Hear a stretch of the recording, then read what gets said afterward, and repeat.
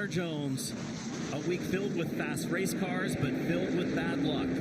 This is the middle part of the World Series. Day 5 of 9. 4 have been completed, 4 more to go after today. Can he do it on a Tuesday night at the World Series? Connor Jones, the fast qualifier on the pole, bring the field to green. When it comes to that recent experience, the cars behind him, Carson Brown and William Swalch, also have a lot of laps here this week. It's time to turn them loose to the ASA Stars National Tour 2025 season opener, New Smyrna Speedway, and we are green.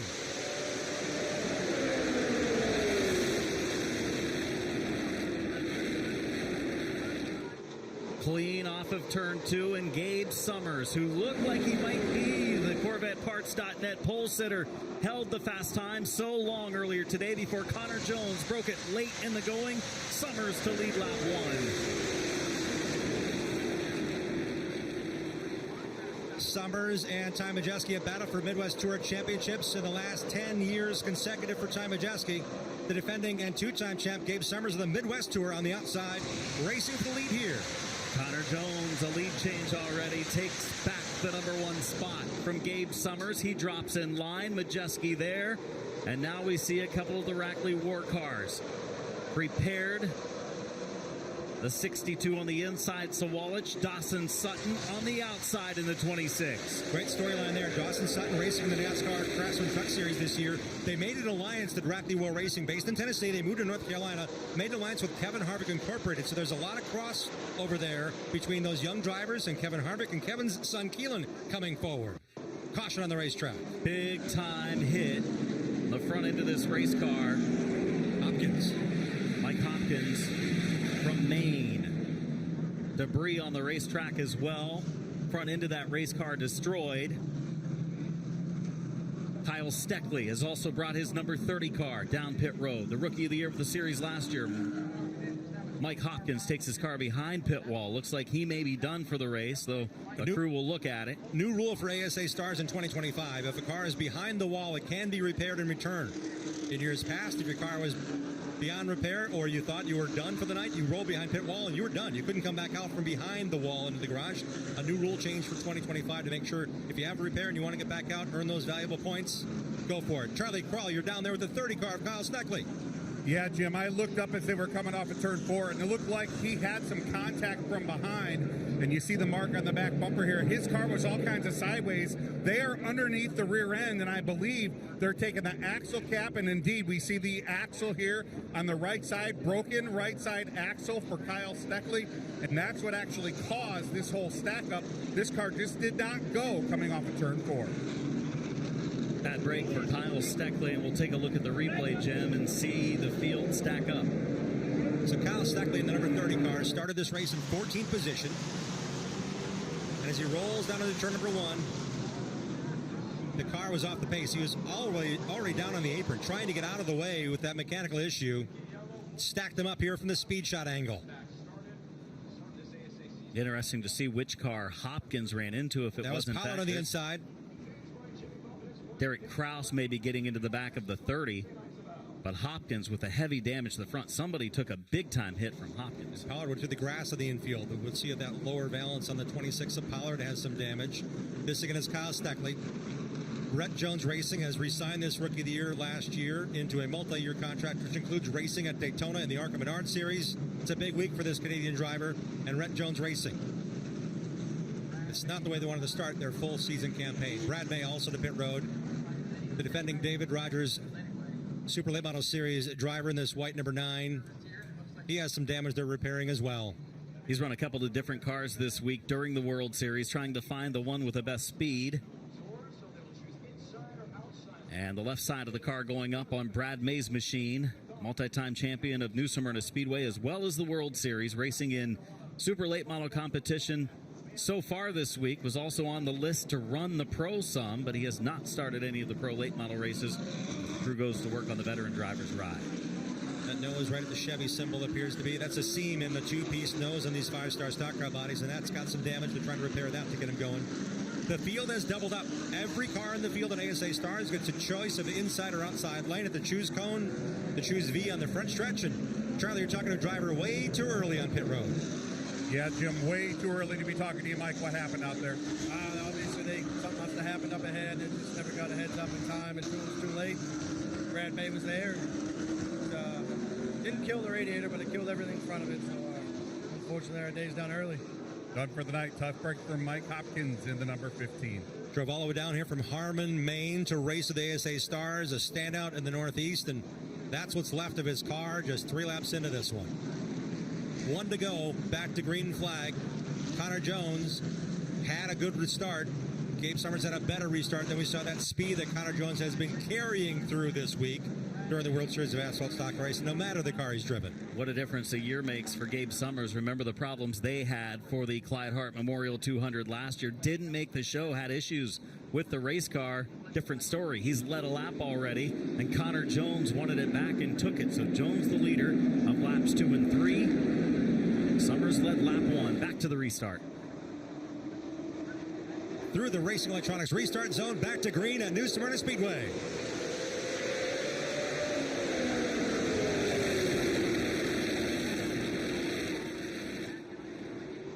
Jones wants to break free of the pack, did not get cleared from spotter Lloyd Garner. He stayed low and now has the lead outright on Summers, and here comes Majeski up top.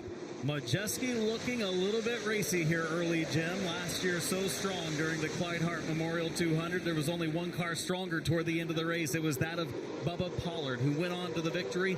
Ty Majeski trying to put a statement out there early, looking to the outside, which is rare to see a driver pull off an outside lane pass, especially this early in the race. He has a very good piece, the Wisconsin driver. Behind the top 3 is that black and red number 81 of Carson Brown, the 16-year-old, watching this play out, gathering data as Majeski high on the outside against his Midwest Tour combatant Summers. Side-by-side battle continues for the runner-up position. That time at the line, it's Summers by inches. Good sign to see that second groove working for a competitor. They like to run about a lane off the track down in 1 and 2. In 3 and 4, they like to be right against the bottom, but Majeski is making it work. Something we haven't seen a lot of from competition this week. He definitely is right now, though, the 91 up to second. And Majeski's racing the preferred line, if you wouldn't believe it or not, but we found out last year Bubba Pollard used the bottom off of turn number 2 to get a big advantage.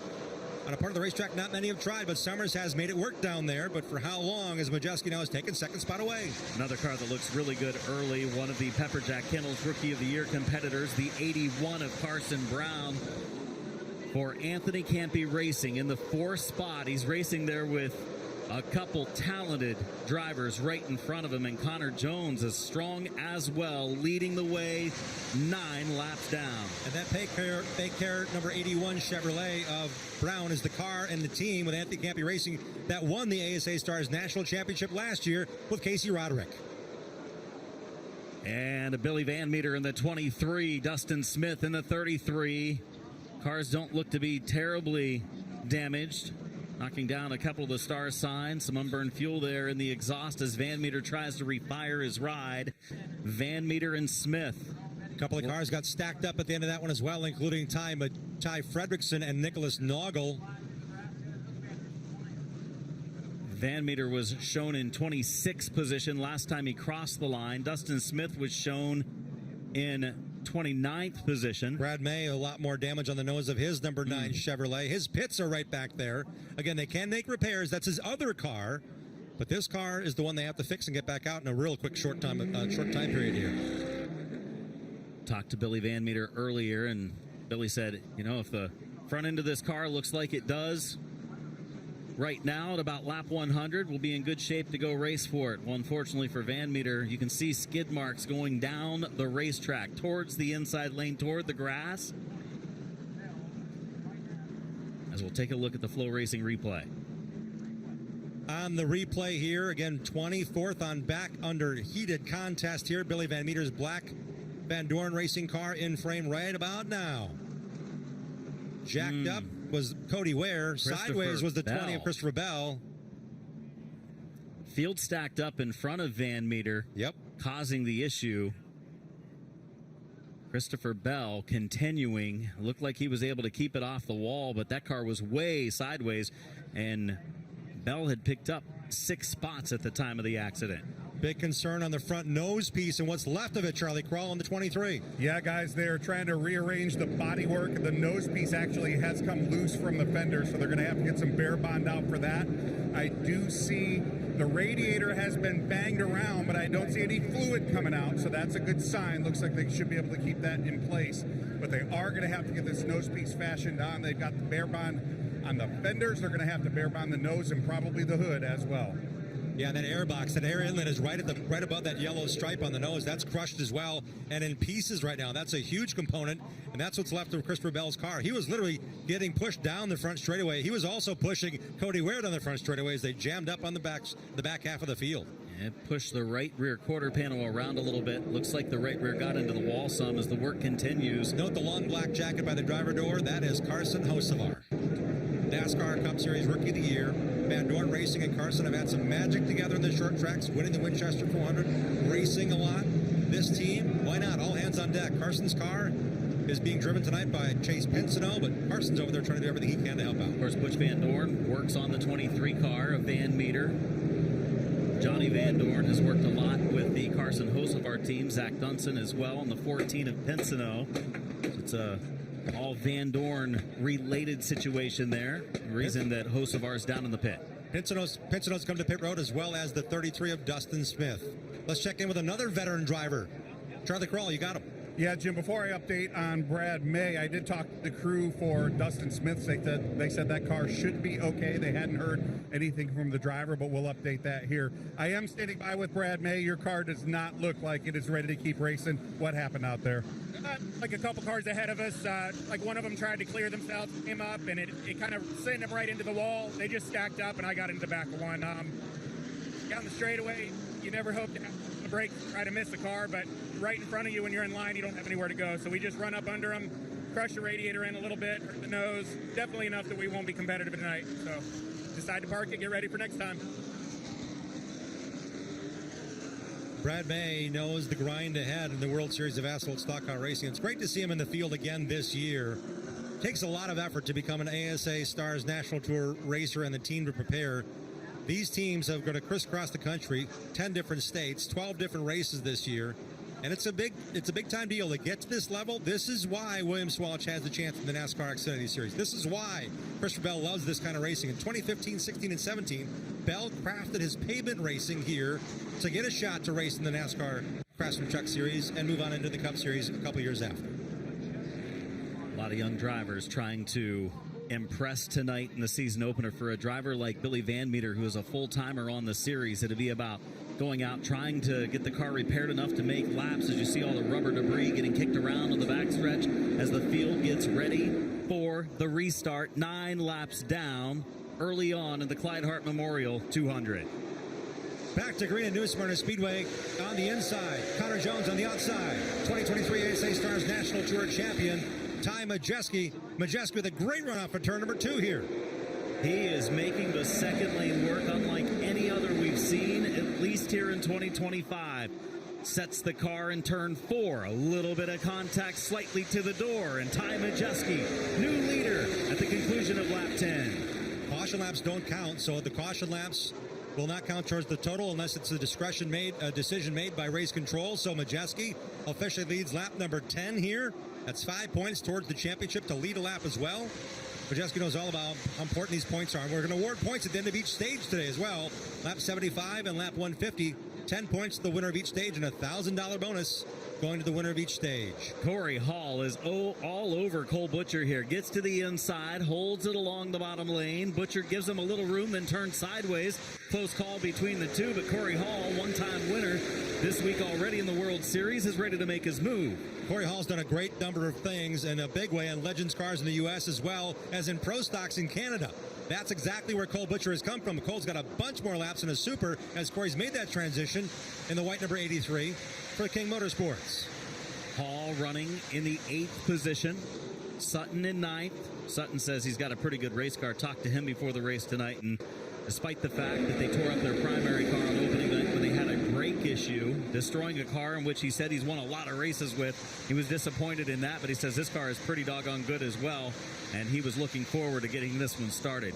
Battle for third here. Gabe Summers in the DeKalb seed, number 15. Behind him, the Paycare Chevrolet of 16-year-old Carson Brown.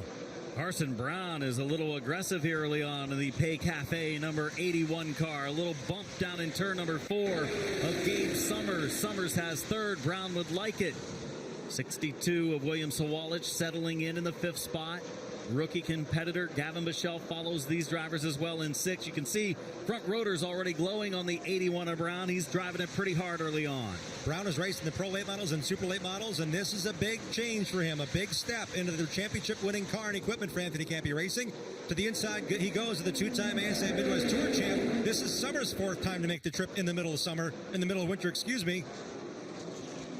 to race for the World Series. Christopher Bell around. He's had an eventful start. Had the problems on the front stretch. First race in a super late model in a while. Remember, the yellow flag laps do not count, so he doesn't have to worry about going down a lap at this situation. Just has to get the car righted. But Christopher Bell had turned it around. I kind of peeked back a couple of times to make sure he was still up to speed after the contact he had to bring out the last yellow, and it looked like he was up to speed. Here's what happened. Look for the red car to come in frame. On the outside of the black and orange 14 of Austin Nason. 2 cars, same spot it appeared, entering turn number 3 at a high rate of speed. Looked like Nason slid up the track just a little bit, entering turn 1. It's one of those corners trying to keep your momentum up and keep it tight to the inside lane. So Nason and Christopher Bell get together. Under caution, NASCAR star Christopher Bell comes to pit road, as does Ty Fredrickson under this caution. We'll be right back with more from New Smyrna Speedway. News for Fredrickson, though. It looks like he's going to be able to get out onto the racetrack as we send it back down to Charlie. Yeah, guys, I hustled all the way down to update Christopher Bell. Of course, he left before I got here, but the team was just giving the car a quick once-over. He's been in a couple of scrapes. They wanted to make sure there were no tire rubs. No tire rubs. They've sent him back out. He's got a long way to go, but a lot of time to get there. This is the 4th car. At 3 p.m. yesterday, Christopher Bell said, I got a call from Bon Suss with Donnie Wilson Racing saying, we got a car for you. He said, I'll be there. He got here today, got a few warm-up laps, qualified the car, and now is in the race for the first time since 2017 in his Super Late. Back to green at New Smyrna Speedway. Ty Majeski, the restart control car on the outside. He grabs lead out right into turn number 1. Majeski using that second lane since the start of this race. Now a battle for second. Carson Brown going to try to show that he can make his car run in the second groove. And then he says, nope, no, I'm not. I'm going to go back to the preferred inside lane of turns 3 and 4. Brown up to third. Here comes the white 62 of William Sawalich. He started in the 5th position, now making his nose of his Toyota a little bit known to the back bumper. The 15 of Summers into turn 3. Good racing early on. We've had a few cautions slow the pace. For some mishaps back in the field up front, it's been furious. Drivers being aggressive, trying to lead laps early, stay out in front in that clean air. Ty Majeski with the lead in 18 down. 83 on the inside is Corey Hall. To his outside, number 26, the white and blue Rackley Roofing, number 26, is Dawson Sutton, the 18-year-old. The battle for 8th rages on. Corey Hall so strong this week. Impressed a lot of folks the other night, leading the 50-lap super late model race flag to flag. He's one of the contenders for the championship for the World Series of super late models. And we've seen Corey Hall try to close that point lead that Derek Griffith has, and he's going to be tough to beat. He has 2 championships already.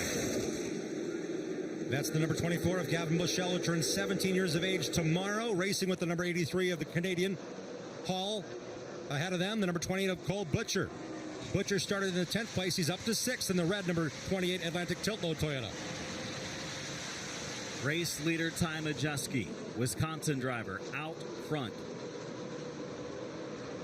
Leading the way and building up a sizable advantage. You see the lead now over the 44 of Connor Jones. For Jones, this isn't a bad situation. Let Majeski go do Majeski things and run out front and whoop the field for a while early on. It doesn't mean a whole lot at this point. For Connor Jones, you want a good race car for the duration. We know it's fast on the shorter runs. Jones has a car that is very, very fast. And here we go on this race. Another caution flag for this incident. Cody Ware's car burning off some fuel out the exhaust into Nicholas Noggle, the 08 car, and pulling away is Ty Fredrickson. Fredrickson spent some time on pit road. He was the last to the party on this spin in turn number 2. A A lot of flame out the exhaust pipes for the 51 of Cody Ware. Noggle backing up, saying, I really don't like the flame in my face. He's been unable to pull away any further than that. Fredrickson, more bad luck early on for the 15-year-old rookie competitor in the 36 car. Charlie? Yeah, guys, I was just in his pits like moments ago and said, hey, what were you guys working on? And he said, we just had a little body damage to bang out. This is still a really good race car. We think we're going to be able to take it to the front. But I'll tell you what, guys, there is a lot of really hard racing going on in the back of the pack. And as you can see, there's damage to the nose of this car. I don't see any fluid trailing it down onto pit road, but indeed, the bumper bars are all, and the radiator is knocked askew in here, if we can get a good view of that as well. But boy, tough break, because it's really hard, guys, and you know this because you got a lot better view of the racetrack than I do, but there's a lot of really hard racing going on in the back of the pack, and there's some really good race cars that are trapped back there right now.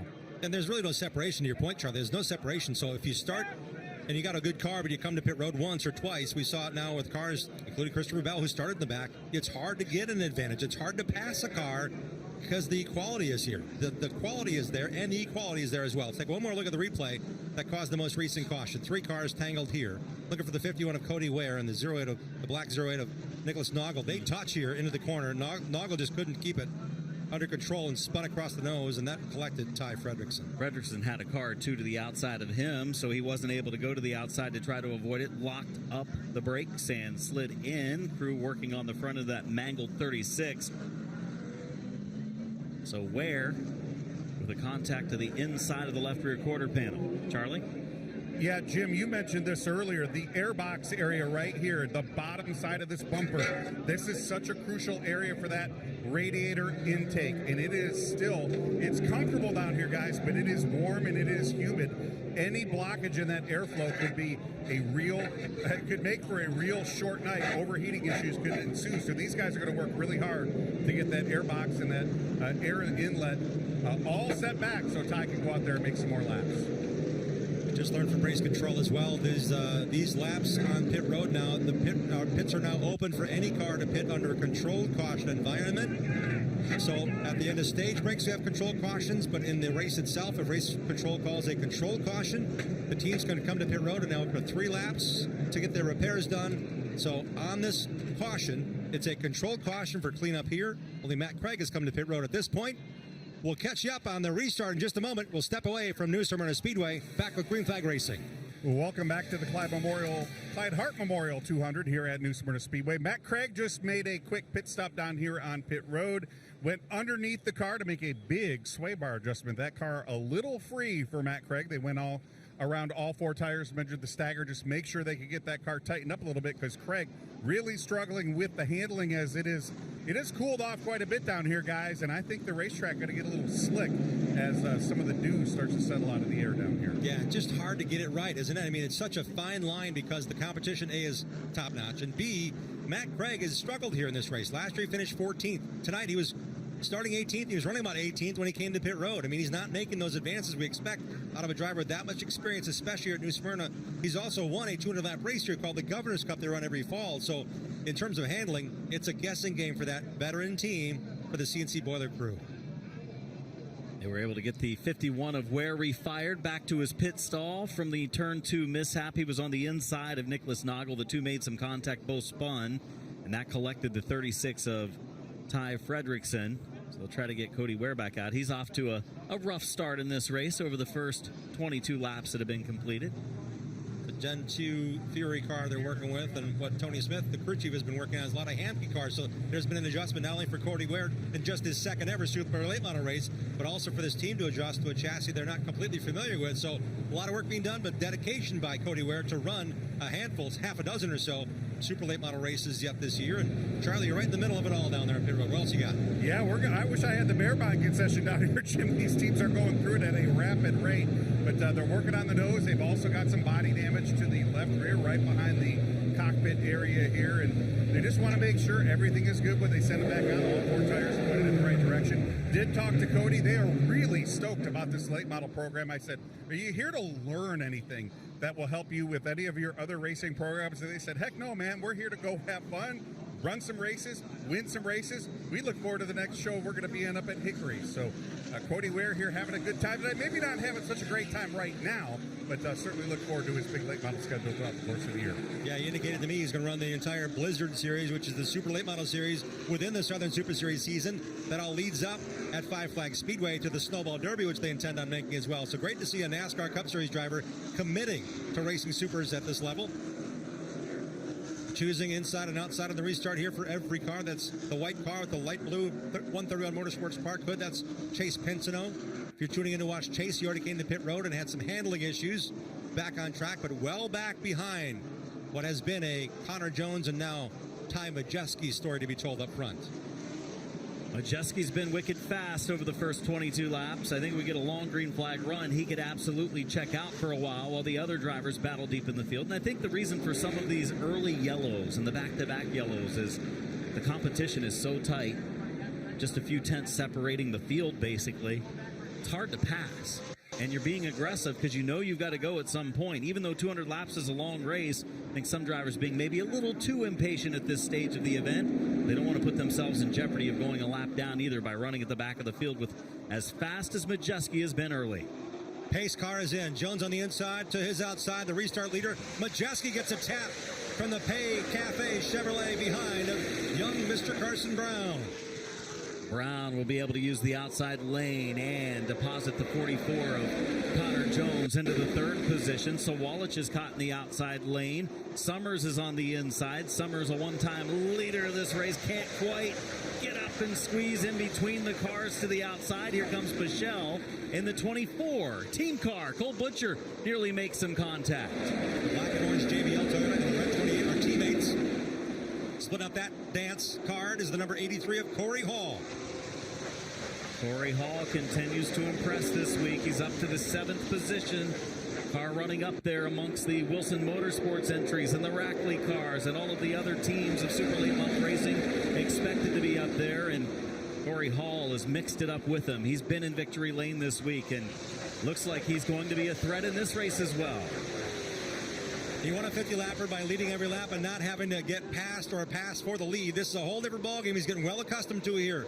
Battling now with the teenager, Gavin Bichelle, over that position. He was looking to the outside, caught the right rear quarter panel a little bit, and he's going to get some contact from behind. Nice save by Hall. Here comes Butcher. Sutton there as well. Pollard shuffled to the outside. We'll see if Bubba Pollard can make the second groove work now. Corey Hall did not use the directional and get in that lane that Butcher was in the inside. We'll see if that has ramifications here one more time. White car, red car. The white car is Hall. The red car behind him is Cole Butcher. It settles for a moment as we focus on the next battle side by side. The 18 of Colby Howard, the NASCAR Truck Series veteran. Pollard running 10th. Howard running 11th. Pollard trying to stay in the top 10. Ty Fredrickson, his tough race continues. Field slows for a yellow flag. Fredrickson has a right front tire rub. Part of the reason he's off the pace and has gone at least one lap down because the nose damage has kind of tucked underneath that right front tire. They'll need to work a little bit more to get it pulled away. Debris on the backstretch, the reason for the caution. That front nose is literally caved in and underneath. That Toyota Camry has had some nose damage. The team tried to repair it, but at these speeds, I'm telling you, that's a lot of air pressure, downforce. And that is the debris on the backstretch. They'll bring out our 5th caution on lap 27 in the Clyde Hart Memorial 200. I think they have a couple spots, maybe not just that in turn 3. We'll watch as the officials will be picking up some along the back straightaway. Ty Fredrickson, Minnesota driver, back to the pits. The crew will work to keep that body damage away. And, you know, Fredrickson's had a fast race car in practice. He missed it a little bit in qualifying. It put him deeper in the field, which put him in bad position for things to happen in front of him. And that's where Fredrickson has picked up the damage to the front end of the race car. 1 year ago, Ty Fredrickson came down here to just try to race a super late model in a couple races. His dad, Dan, has been down here many times, most recently in 2019, to race a super late model during the World Series. This team has gone through a lot in just a short period of time for this young driver trying to make a full season effort here in the ASA Stars. So that thrash will not end until they're told we can't drive this thing anymore. As Uncle David Fredrickson's now cutting away the fender here to make room to get that car back on the track. Charlie, what else you got going? Yeah, Jim, there's a lot of fluid all over the nose of this car, too, so that's going to make it a little difficult to get any of that bare bond on here. But they are indeed cutting some of this composite body material away from the car so it doesn't get tucked underneath. We saw him try to get back out right as we were going back to green, and that car was showing a lot of smoke right from the get-go. So they still have a lot of work to do to keep Fredrickson out on the racetrack. Yeah, there's body bracing, there's the airbox, there's everything that keeps that front end where it should be, and they want to seal it off to the racetrack. That's a big challenge to get that all righted to get that car back and underway. We also see Cody Ware back in the pits under Crew Chief Tony Smith's direction. That Ford has had its fair share of dings and dents, and they're putting a whole lot of black tape to the nose of that Ford. A lot of work on pit road for these crews here early on. Remember the first stage break coming up at lap 75, so we've got another 48 laps before that happens. Matt Craig has come back to pit road as well. The car we talked about, the veteran driver having handling issues, he's come to pit road. Obviously trying to put some more bracing in this nose piece to keep it up off of the ground. Got their work cut out for them. This thing has taken some pretty big hits. We saw Van Meter's 23 car much the same in that crew, trying to keep its nose off the ground. This is more of a working on this car, the Matt Craig machine, to try to find some more speed. Air pressure, rear shock. Change for Matt Craig.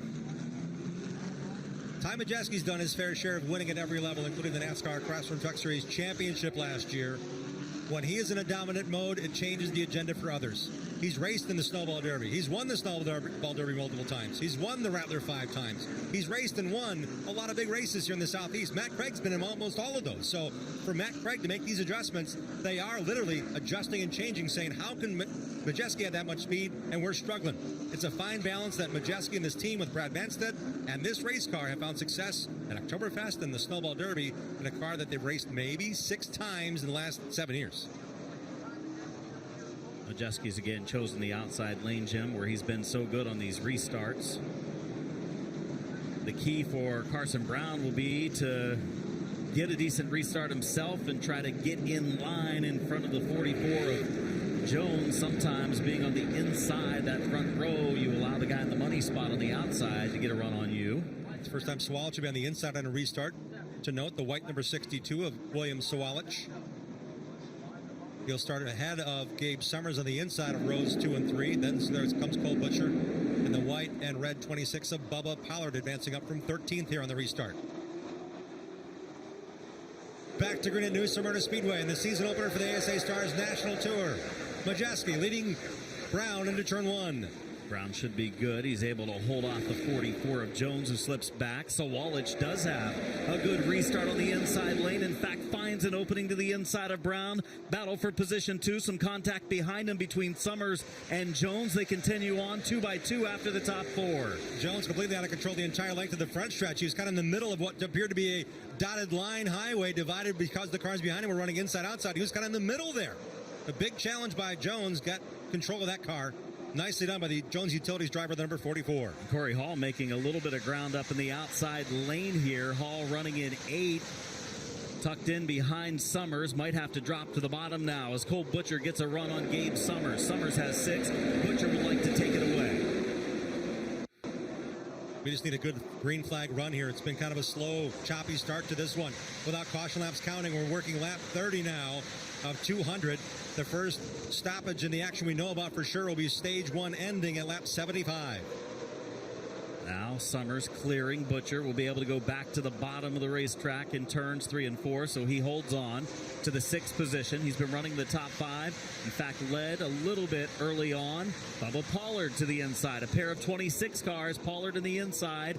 Sutton on the outside. Position up for grab. That is 10th. Sutton is in a good lane. Bubba's got to work the low side to get to him. If their cars are equal, you got to go where they're not, correct? So, I mean, Bubba's doing everything he can to get underneath them and get the pass done. Cole Butcher's been a bottom feeder of late. He's made up a little bit of time, but Gabe Summers on his outside has been a pesky contender here for position number 6. Summers' car, I think, in race trim is just slightly off right now. It's not as good as it was versus the competition in qualifying where he put it P2.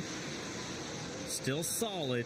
He's holding off a very fast car in Cole Butcher. Butcher couldn't keep the momentum up, and that opened the inside lane for Hall. Just that one touch, getting the maximum run into turn one. He touched the side of the 15 of Summers. It cost Butcher just that much, and it gave an opportunity now for Hall to take a look.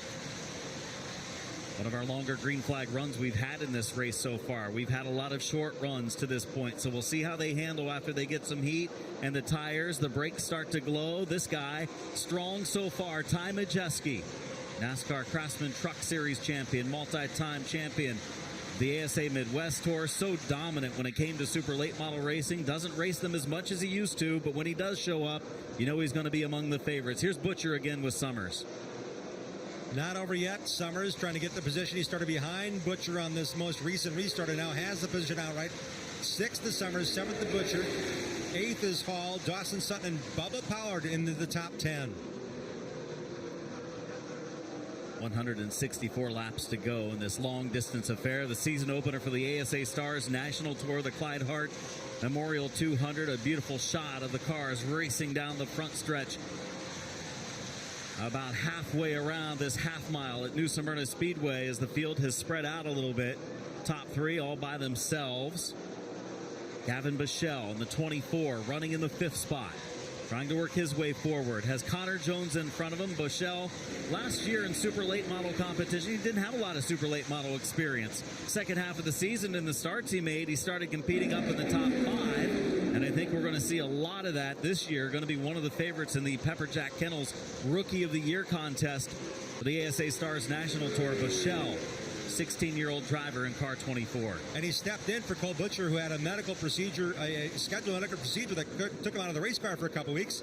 Bichelle was a shining star in that car, finishing 3rd at Owasso and 3rd in the Glass City 200, racing for Donnie Wilson Racing in place of Butcher, as that team went for an owner's championship a year ago. Came up just short. 2 talented teenagers not on screen, not to be seen. Ty Fredrickson has pulled his number 36 Toyota behind the wall. And Kyle Steckley, last year's Rookie of the Year, that car remains on pit road. Not a whole lot of action going on for that Canadian driver. So some updates on some young stars we were expecting to see big things out of tonight have issues. Tough start to the season. Expected to be at all 12 events, those 2 competitors. But at a season long of 12 races, it used to be tougher in 10 races if you had a bad race. Now being 12, most guys are going to have a bad race at some point. You don't like it to be your first race because then you really don't have much wiggle room. Is that a little bit of smoke coming out of the 62? Bit of a pop entering turn number 1 for the number 62 Toyota driver. That's William Sawalich racing for Kevin Harvick Incorporated in conjunction with Rackley Racing. Rackley War has moved to North Carolina, fielding this car and the number 26 for Dawson Sutton on the super late models. It's a swan song, if you will. It's a farewell run for William Sawalich in super late models. The talented 18-year-old out of Minnesota.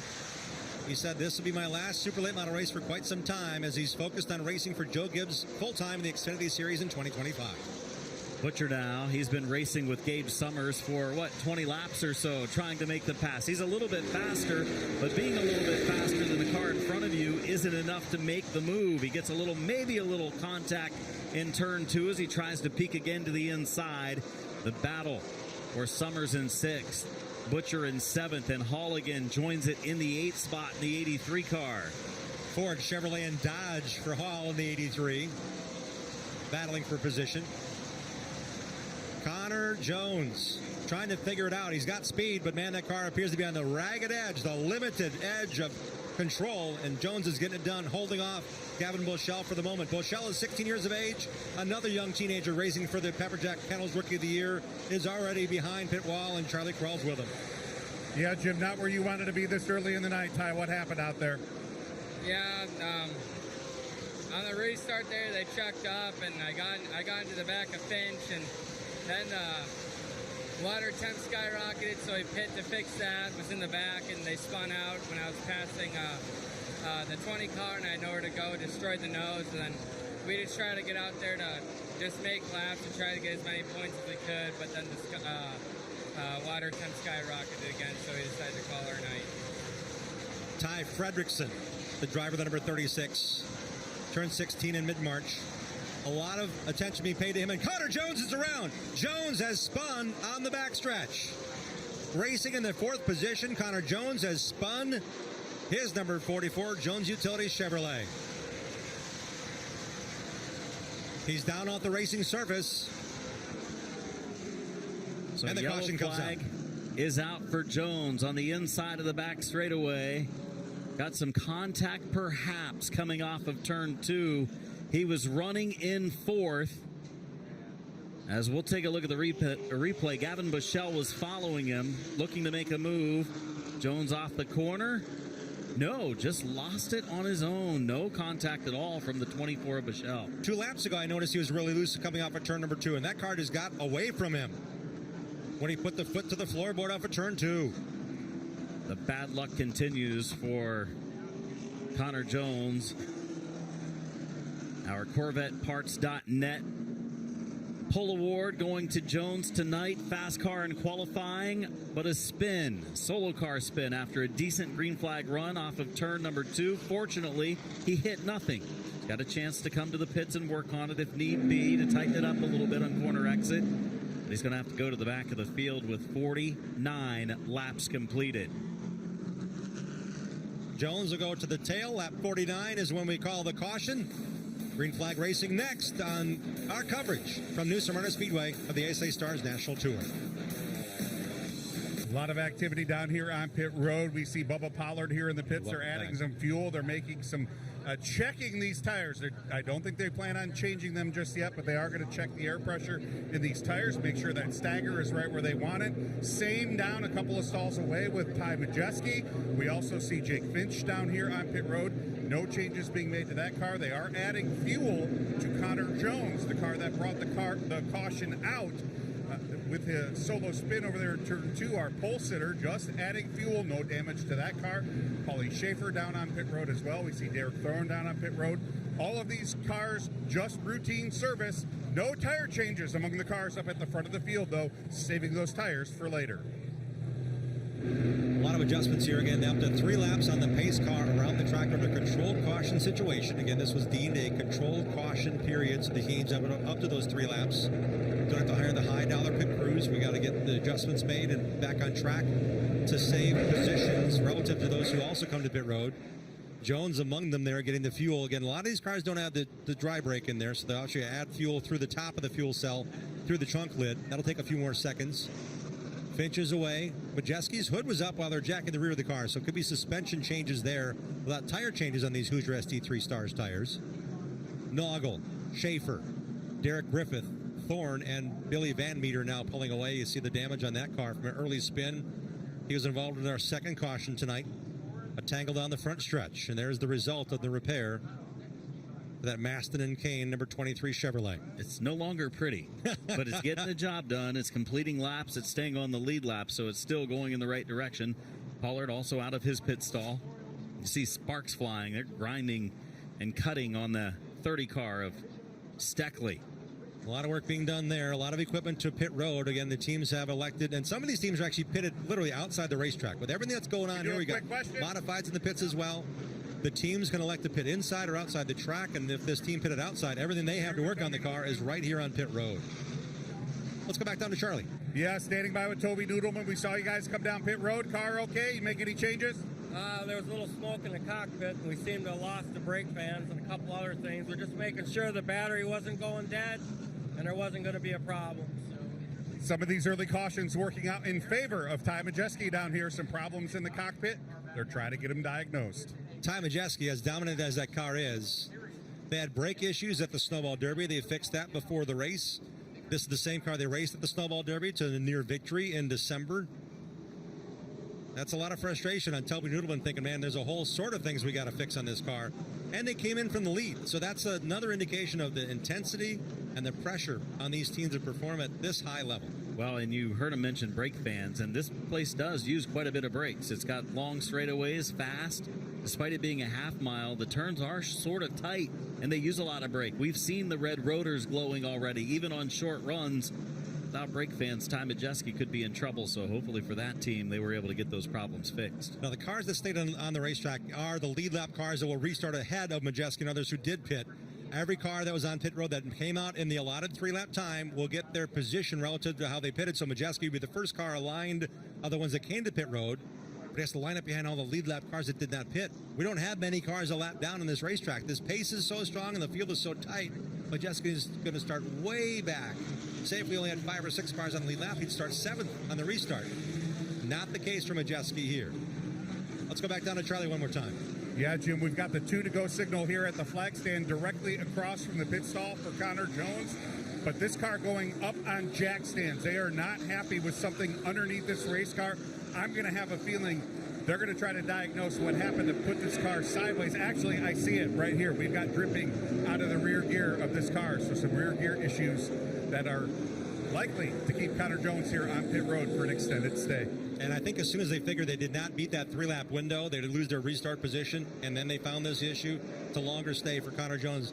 Not necessarily declared to run every ASA Stars race, but he's also racing for a championship in the World Series. It's all part of that. Let's get as many laps and as many positions as we can for that team.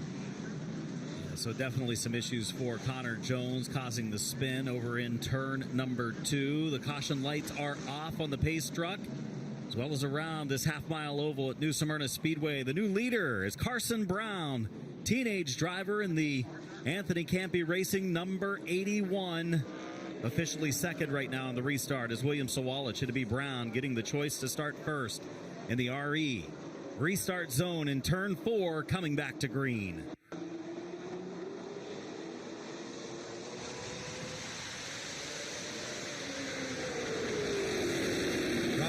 Run goes deep in the corner. So does Gavin Bushell. Too deep to make it 3 wide. Bushell washed way up. Spoke the flying now off the 62 of William Sawalich. Did not appear from contact, but he got up into something. Could have been a momentary tire roll, but a big concern there for Sawalich in second. We've seen some smoke come out of that car at times through the corners. It's rare that we saw it in the straightaway. It looks like it's cleared itself up a little bit now for Sawalich. He's running up to speed in second. The battle for third. Bushell in the outside lane, wheeling it in front of Gabe Summers. Summers of the peak on the inside, and that quick trip forward to the inside of the JBL Toyota of Gavin Bushell. Bushell wanted to go inside, but Summers was there.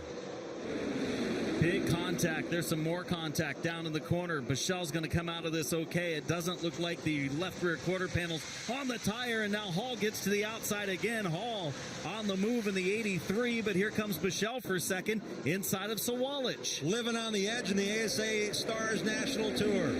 Sawalich, Bushell, Hall, hanging it out there. Sawalich has his hands full now. It slipped up, was a little bit sideways, working through 3 and 4 that time. And Hall makes contact. Sawalich around, field going high. Sawalich spins down to the flat. It's going to bring out a yellow flag. Third place competitor, William Sawalich. His tough week continues. There was some contact, and he looked like, not that he was way off the pace, but he wasn't up to the speed we think he was earlier in this race, as he had and was getting hounded by Bushell, who had made the pass, by Corey Hall, by Cole Butcher. They were all attacking William Sawalich. I wonder if something is dropping off speed-wise on this number 62 there right before the contact took place and spun him around as we look at the replay. In the battle for third into turn number 1, watch the white car ahead of the other white, number 83. It might have been Sawalich just losing it. Something broke on that car potentially. The way he came across the nose, we know he's not going to just go change lanes into turn number 1. He knows better. I just think he checked Is up there a a little. tap from behind? Yeah, That's the big question. Hall definitely got him. The question is, did he check up early for some reason? Because he goes into the corner and he checks up a lot earlier than even Bushell and even the 83 of Hall, and then Hall made the contact. And maybe Sawalich expected Bushell to stay low so he could ride in the corner higher, and when Bushell came across his nose, it might have caused that. Sawalich, so far at least, staying out. 3 sides to every story, right? Was it Sawalich losing grip? Was it Hall tapping in? Was it Bushell moving across the nose of Sawalich to cause him to tap or get out of the gas momentarily? It just looked like barely maybe checking up a little early going into the corner, and it wasn't very abrupt. And we're going to look again. Going into the corner, watch the 62. He's running okay here, up to speed. Hall is there. He just checks up what seems to be a lot earlier going into the corner. Not a lot earlier, but decent amount of earlier than what Bushell or Hall did, and Hall made the contact and sent the 62 around. And Hall is down pit road. He came to pit road, as has Sawalich now. Checking things over under the nose of the 83 to make sure that nose is good. They looked at the rear first to add some fuel. Again, these race cars, don't have to have a large fuel cell. Some have gone to a smaller cell, and Sawalich is to pit road, and Charlie Corral is there. Yeah, Jim, he's brought it in. The crew going to go to the right side. They've got a right rear tire. They've got some bare bond and some tape to check some of the damage that they picked up here. I literally just asked Willie Allen, hey, we've seen some smoke. Everything okay? And he gave me the big thumbs up and said no problems. And as soon as he got done saying that, Corey Hall just gave William that nudge and sent him on that slow, lazy slide. Don't see a lot of immediate damage to the car. They're going to add some fuel. They brought that right rear tire over. It doesn't appear that though they have put it on, but they're going to send him back out, and everything should be okay for William Sawalich down here. We'll send it back up to you. A lot of strange things happening early on in this race. The Ty Majeski deal coming to the pits while leading with only 50 laps in, and he goes to the back. And then a couple of other strong competitors, William Sawalich, Corey Hall. Now they're going to have to restart from the tail. Hall pulled away much earlier than they were done fueling up the car, and that's why he came back to the pits to put some more fuel in. Top 5 Jakes for Connor Hall, Corey Hall, and William Sawalich now. 53 laps in to the ASA Stars National Tour season opener, the Clyde Hart Memorial 200 at New Smyrna Speedway. Thanks for joining us. We're going to get a green flag here and run to at least lap 75 to award points. At the end of stage number 1, the top 10 earn points towards the national championship. Winner gets 10 points and a $1,000 bonus. As a lot of folks are paying attention to this series and coming on board as sponsors of the series. Remember that guy that started back in about 30th position we thought might race his way to the front? Well, he's used the help of some pit stops from some other competitors and some spins, but he's 5th. Stephen Nassy, the Pinellas Park, Florida driver, in contention.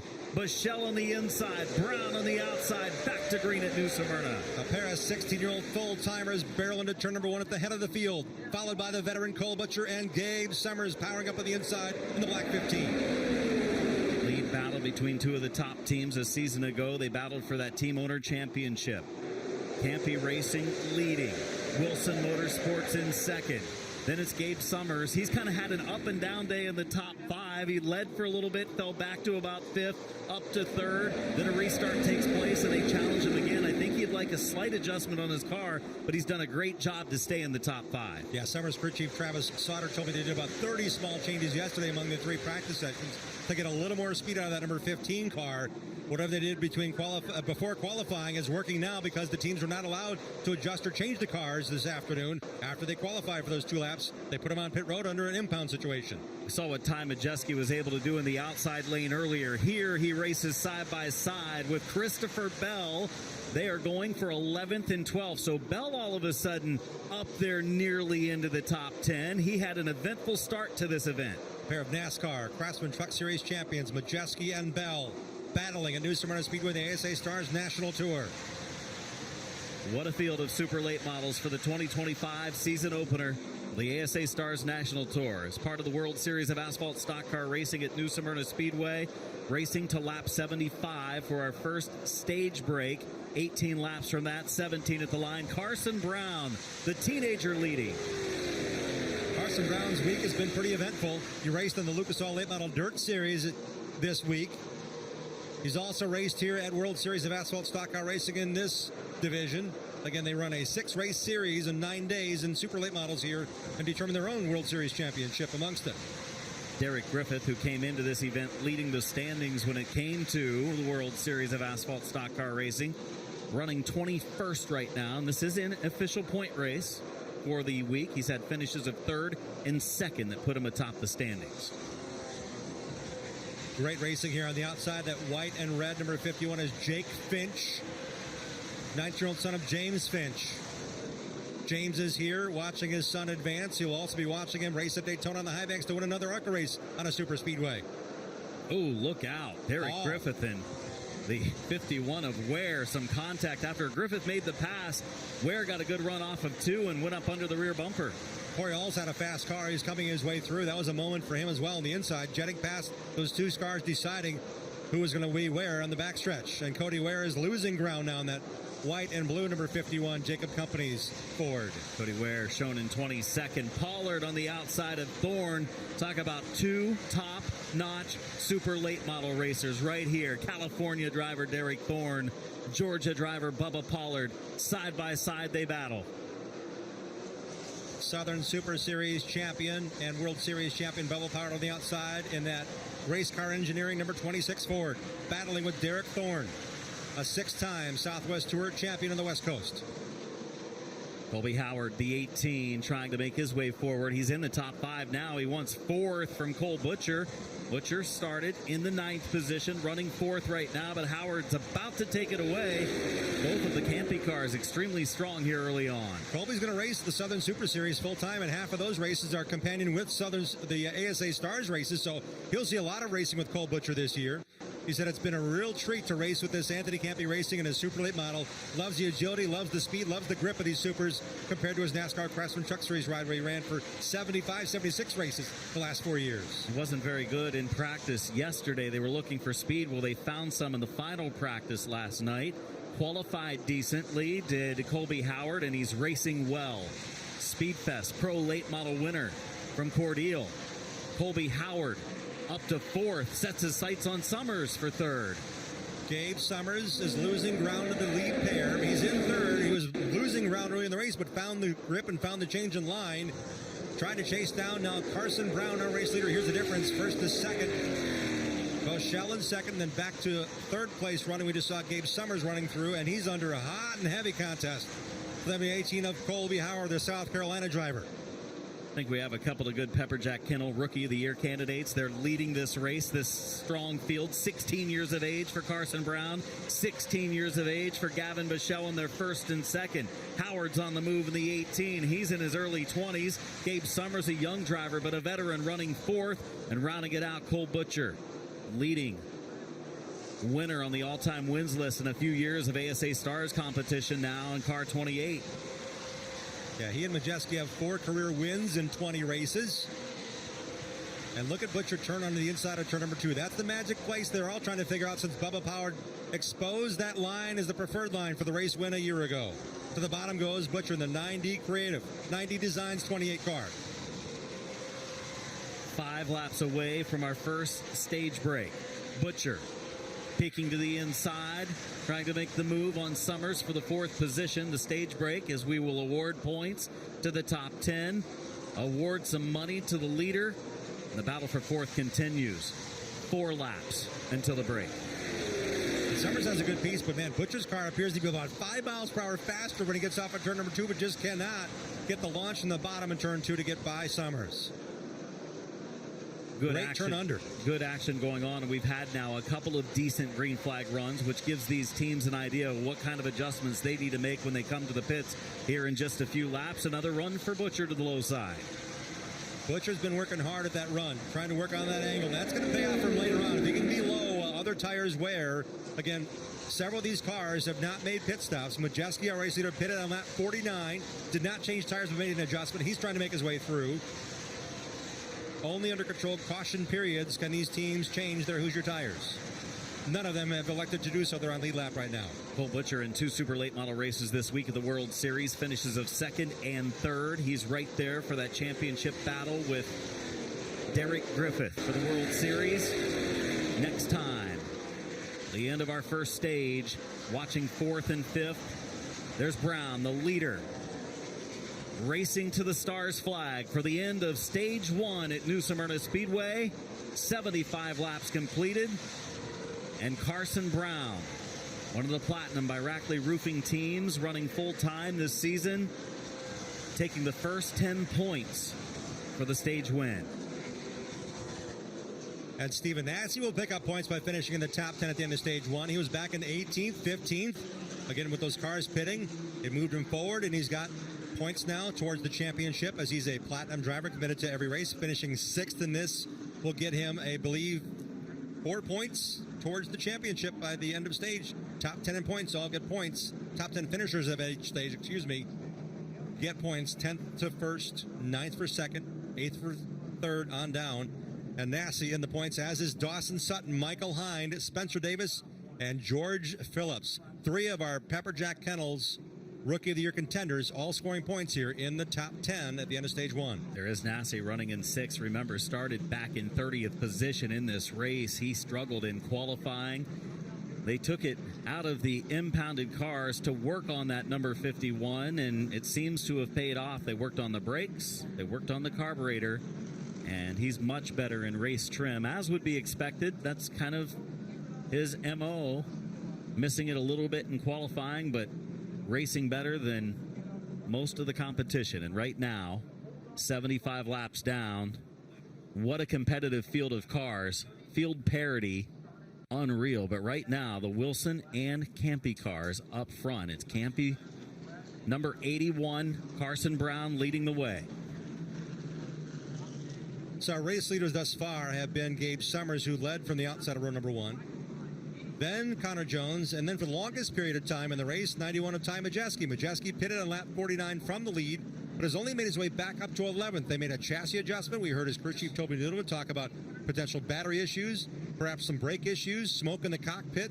Majeski only got up to 11th. Again, none of these guys changed tires. Majeski on back, but that tells you the level of competition. Even with those changes, they were not able to break into top 10 to get some of those valuable stage end points. Seabell in 12th, Derek Krause 13th, Austin Nason, Derek Thorne has made a couple of pit stops, only got up to 15th, and Bubba Pollard was in the top 10 before coming to pit road early on in the control situation. He got up to 16th now as the pits are open under controlled caution, which is the end of stage 1, and a lot of the lead lap cars are back to pit road. Let's first check in with Charlie Crawlin where he's at. Yeah, Jim, Carson Brown electing to stay out, so we're going to slide one pit stall over. Here's Gavin Michelle. They're going to go to the left side of this car. His teammate George Phillips in as well, so we'll keep an eye on what goes on there. They're going to jack up the left side of the 24 car of Gavin Michelle. They are checking the stagger on the left rear tire. Doesn't look like they're going to make any changes there. Do see them adding fuel on the George Phillips automobile. Going to jack the right side up as well here on the 24. Makes sense. We've got time. Control caution, no laps counting. They've got plenty of time to make the changes they want and need. Did talk to Anthony Campy, the crew chief, owner and crew chief, on the 81 car of Carson Brown. He said, we are happy with the car for now. No plan stop, no plan changes. So we'll see if that plan does indeed change later on. I do see the 62 back down on pit road, William Sawalich. He was just down here a few moments ago. Again, just checking the tire stagger on the right side of that car, making sure all of the lug nuts are tight. No big changes here. Pretty calm down here on pit road despite all of the action we have seen here throughout the first 75 laps. It's been an exciting week of action. This is night 5 of the 9 nights of the World Series of Asphalt Stock Car Racing. Tour Type Modified 50-lap feature will come up after this 200-lap race comes to a close, and the Florida Modifieds, racing for the final time this week, will determine a champion for their World Series of 2025. And Timmy Moore, the veteran, leading those points.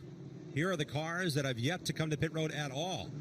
Staying out, race leader Carson Brown, his teammate Colby Howard, the 28 of Cole Butcher. These first 6 cars have not made a pit stop yet. Dawson Sutton in 4th right there. Michael Hind. 96 Spencer Davis. They have not come to pit road. The 91 of Ty Majeski has, and he's added fuel. Most importantly, he's added fuel. The first 6 cars won't have a guaranteed break until lap 150. So they must likely depend on a caution between now and lap 150, or they're going to run out of fuel. That's my prediction. They might have larger fuel cells. I agree. But it's a big gamble not coming down pit road at this time because you have all the luxury of 3 laps, 2-3 minutes now to get their repairs done and not lose position relative to those who do pit. It's a big gamble by the top 6 cars staying on the racetrack. Point leader for the World Series for Super Late Models this week, Derek Griffith in the pits. Crew going to work on the left front. Some sort of issues for Derek Griffith. See where Griffith was shown before the yellow was in 17th position. Driver from the Northeast. One of the better racers year in and year out when it comes to World Series competition. Twice he's been the champion here. They are looking underneath the front end of the race car to see if they can get it fixed. We have 75 laps down, 125 to go at New Smyrna. getting realigned, giving us a chance to take a breath here as this racing under green has been really intense. Carson Brown has yet to make a pit stop, but this young 16-year-old is committed to racing with Anthony Campy Racing.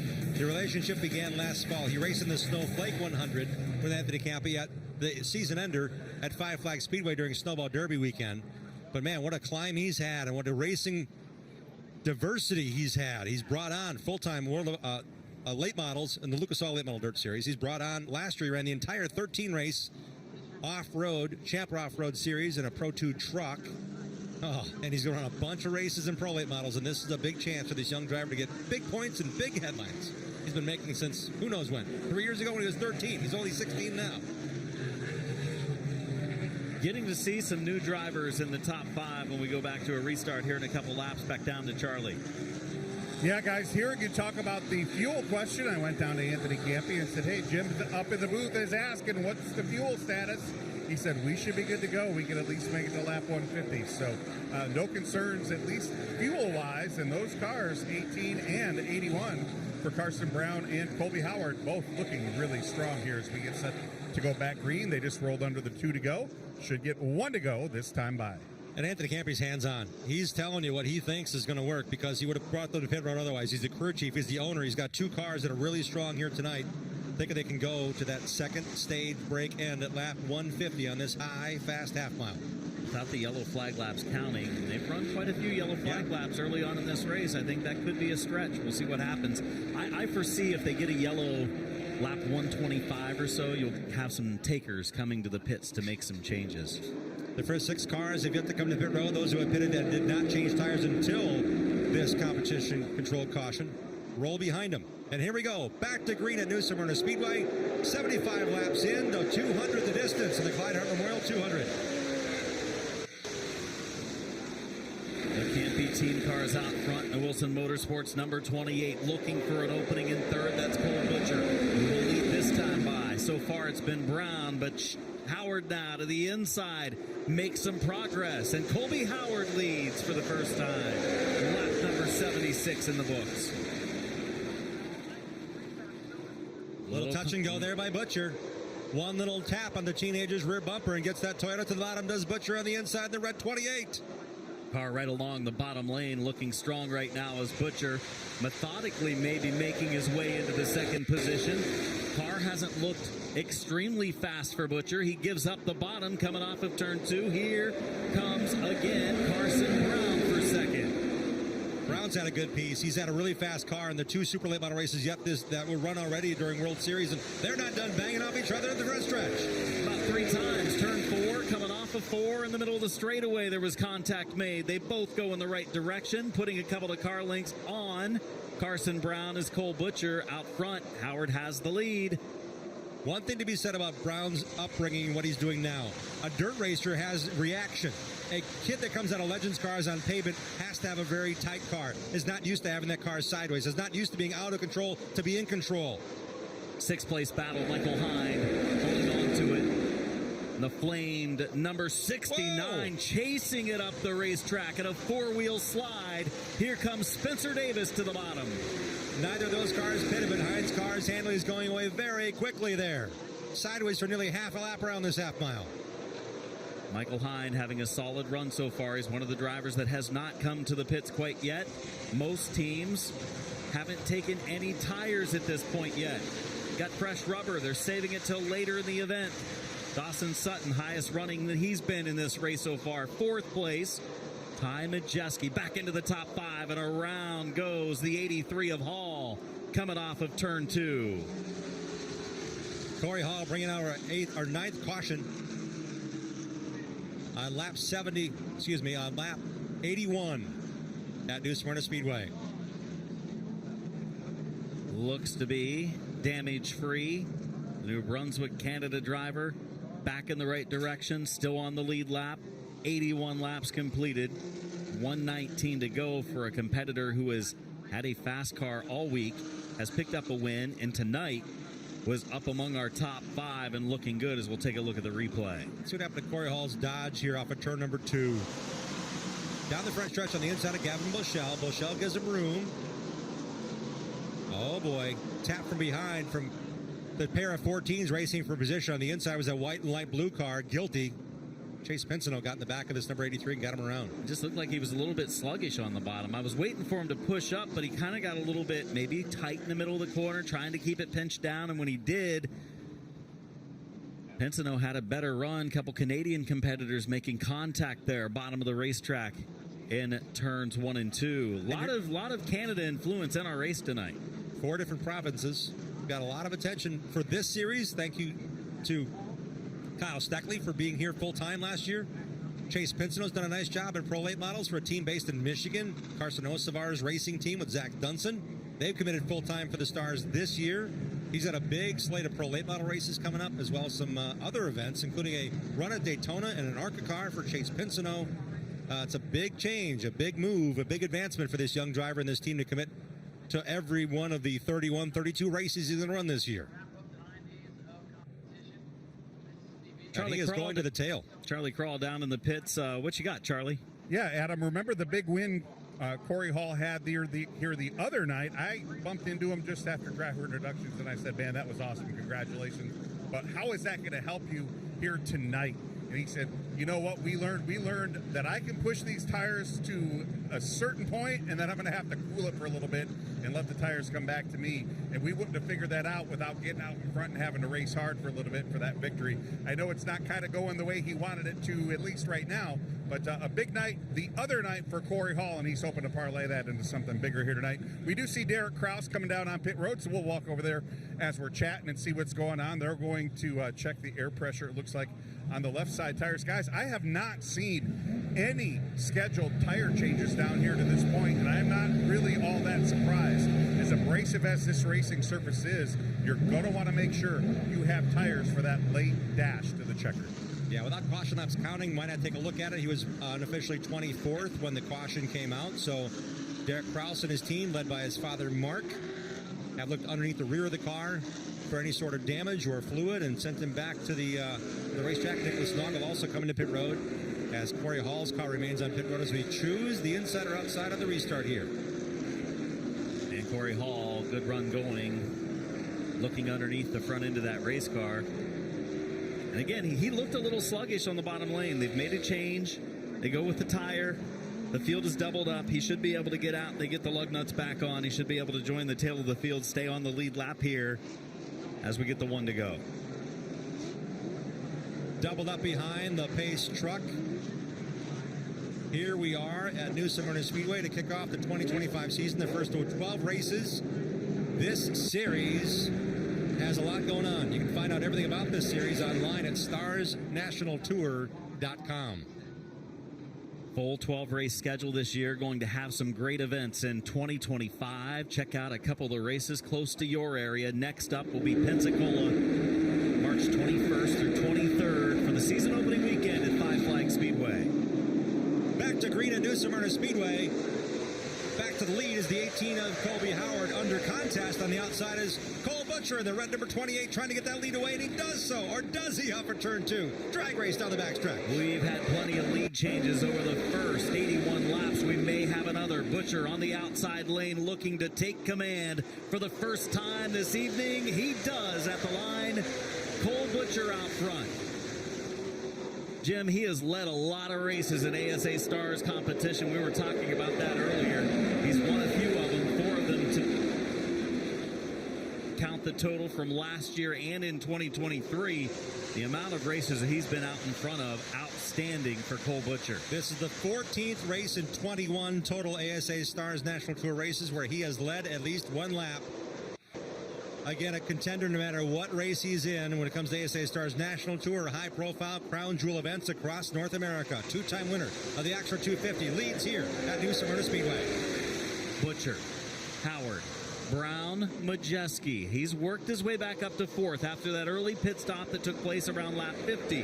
This is a battle for position. Bubba Pollard on the outside lane, running in 9th. Hind running in 8th. Pollard now maybe trying out that second groove that we've seen Majeski in at times early on in this race. Pollard last year was so good along the bottom lane down in 1 and 2. And I saw actually right behind these two cars, Derek Thorne, right against that yellow line in 1 and 2. Both of those combatants racing every race in the Southern Super Series last year. Colby Howard returning to Super Late Model Racing will race the entire Southern Super Series schedule. Cole Butcher racing for an ASA Stars National Championship. Both those series scoring points tonight towards their championship. Haven't had a chance to watch Colby Howard race a lot in super late model competition. Saw him in a pro late model at Speedfest. He was very impressive, and he's impressive right now. Going for the lead with Cole Butcher. Butcher had it at the line for lap 87. Bobble on the bottom, loses a little momentum here, does Colby Howard, but he's going after it again in 3. Anthony Camping Racing has proven to be the task of teams you want to aspire to beat. Cole Butcher racing for Donnie Wilson Racing. They've also been a team aspiring and have proven to be a very high-level super late model team to beat. And here comes Butcher beating and banging off of the 18 of Anthony Camping Racing's Colby Howard. Around goes Nason. Spinning is Austin Nason, the Roscoe, Illinois driver, in turn number 2, bringing the yellow out with 88 laps in. We're 12 away from the halfway point. Nason, the spin in 1 and 2. Doesn't look to be much damage, or any at all. A lot of aggressiveness shown over the first half of this race today, a little more than you would expect for the first 100 laps. A family that owns a landscaping business near Rockford, Illinois, based in Roscoe, a suburb of Rockford, bringing on White Oak Home Builders as a sponsor for their efforts in the Car Corner Ford to race full-time here in the ASA Stars National Tour among their family business commitments. And it's a big commitment for Austin Nason. Let's see what had happened here at New Smyrna Speedway. Outside, contact there. Dustin Smith in the 33 and Nason in the 14 got together up along the outside lane of the front straightaway. Maximum speed into turn 1. Right when you lift the gas is where that contact was made. Nason ahead of the black 33 of Smith. 88 down, 12 from halfway. Nason waiting for some assistance to get this car refired.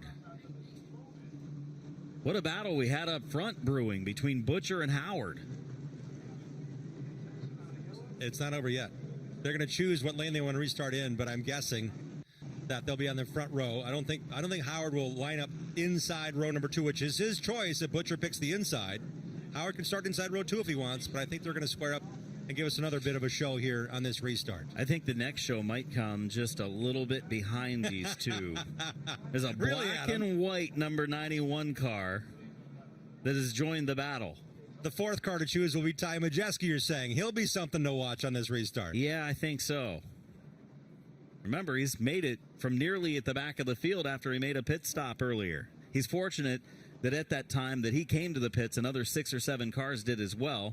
Help save some position. There's the van meter number 23. This front end, I would say it's going to be tough to hold that one together. I think maybe that accident took place right in front of him. Probably made some contact while that took place in front of him going down into turn 1. But I think if they throw some more tape on there, they're going to be able to get it back out. Might have to borrow a roll from the guy next door. Hey, neighbor, you got any more tape? We ran out of ours. Bigger pieces of bear bond across the nose of that Chevrolet. Charlie, you're down in the Derek Griffith pit. Another pit stop for the 12. Yeah, it's been a long night for these guys. They're going to the right front. I did see something flapping around on that right front tire, and I don't know exactly what that is. Might be some of that loose bear bond that's wedged in there, and indeed, that's what it looks like, that tire coming off. No, it's actually a piece of bodywork from another race car that was embedded in between, looks like in between the wheel and the tire. I've never seen that in all my years of wandering up and down pit road, but they're going to swap out that right front tire and put Derek Griffith back on the racetrack. He'd already had been involved in an incident earlier tonight that kind of punched the nose in on this race car, so it has not been handling to his liking here tonight. That's the inside bead. That's a very rare situation to have air left in the tire after that piece of bodywork is wedged between the bead and the wheel. Crazy. Nason refired back in his pit stall.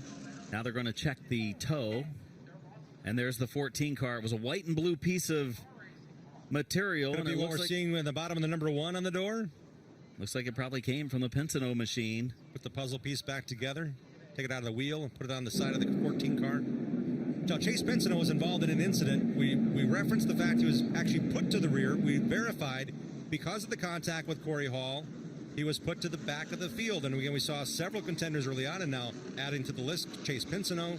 You get in the back, and you're going to increase the chances of being involved in something here at these high speeds. choosing the inside and outside in the restart. Butcher will take the outside. Everybody else gets to choose as well. Two Jake laps. Finch is well back there, again, trying to figure it out. And that is, again, a look at a piece of bodywork we think off of Chase Pinsonneau's car, buried in the inner bead of the number 12 of Derek Griffith's car.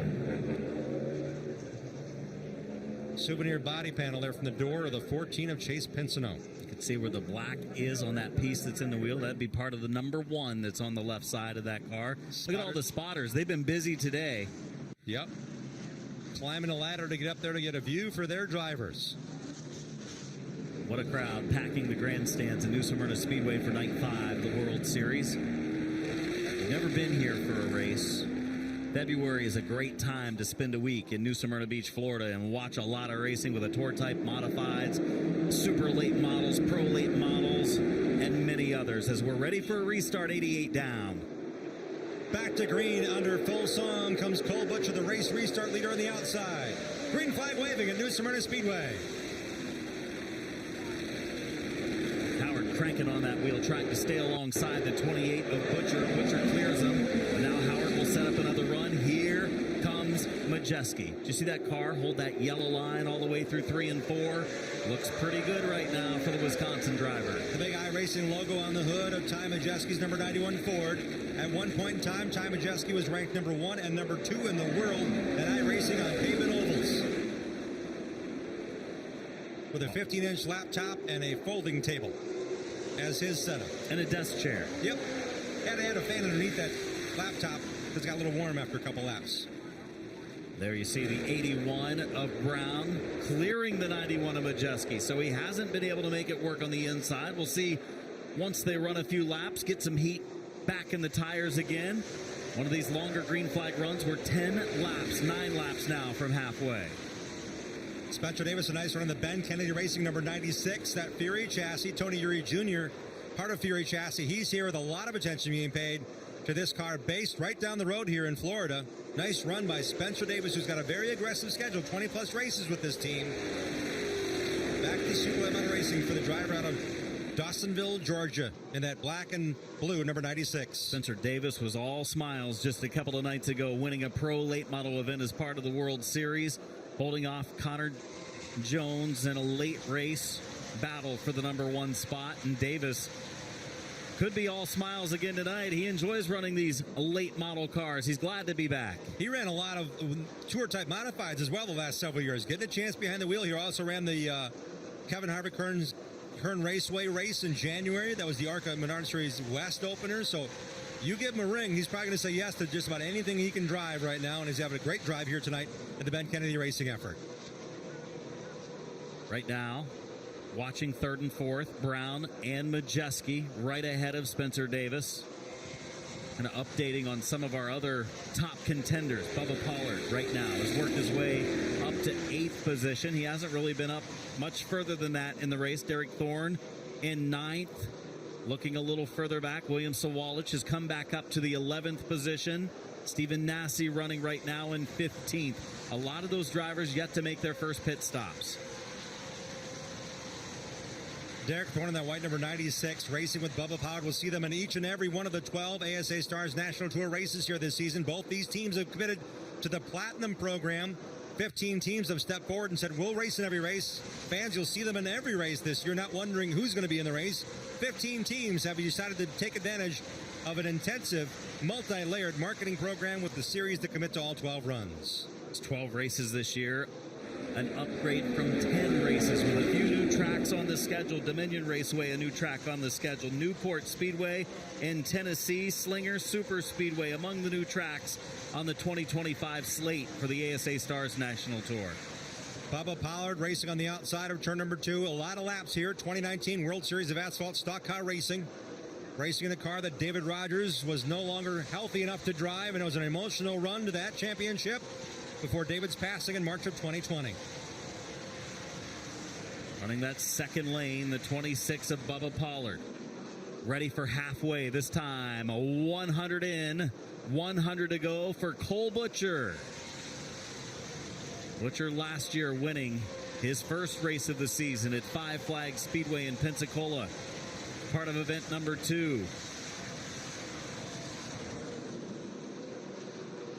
Butcher holding off right now. The Team Campy cars, 2nd and 3rd of Howard and Brown.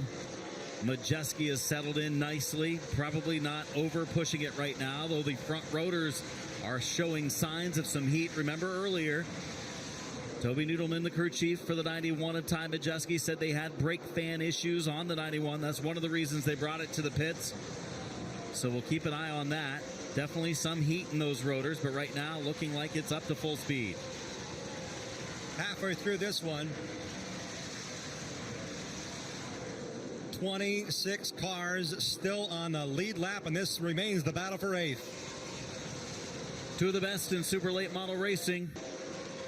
Bubba Pollard, Derek Thorne, you're racing a lot with one another this season. Probably the most that they've ever raced against each other during the course of a year with these 12 races on the Stars Tour.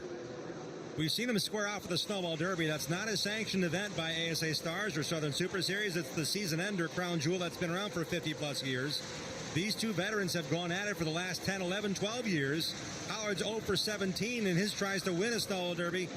Thorne backed his a couple of years ago, but they are 2 of the premier super late model drivers in the country, proving it tonight and proving they'll be platinum drivers of all of 2025. Heard some drivers talking earlier about this is a tough place to pass, and that's because just because you get to the inside of someone doesn't mean that you can easily pass them. That second groove is pretty good. We saw at times earlier the 91 of Majeski using the second groove for the preferred lane. He was making passes, and that's the problem in the fight that Derek Thorne has right now. He's quicker than Bubba Pollard. If he could get in front of him, he would pull away from him. But both lanes are pretty good, so it's tough to clear the 26. You're on the bottom trying to keep your momentum up. And that's where Bubba Pollard was so good last year on the inside. So if you swap the lanes of these cars, would Pollard have any more advantage? Potentially, but he doesn't have the inside line to prove it. Great racing here. Michael Hine gets the best view in the house of a good battle between 2 really good race car drivers. Thorne is going to be able to clear Pollard now. Makes it happen on the backstretch. I think he squeezed up there in front of him and said, I hope I'm clear. And Michael Hine was probably saying, if he's going to pass me, you better do it now because I'm on the gas button. I'm on the go button here. And Pollard got in just in the nick of time. And Thorne is running that lane right against the yellow line that Bubba Pollard ran last year in this race that won him that event. So we'll keep an eye on that.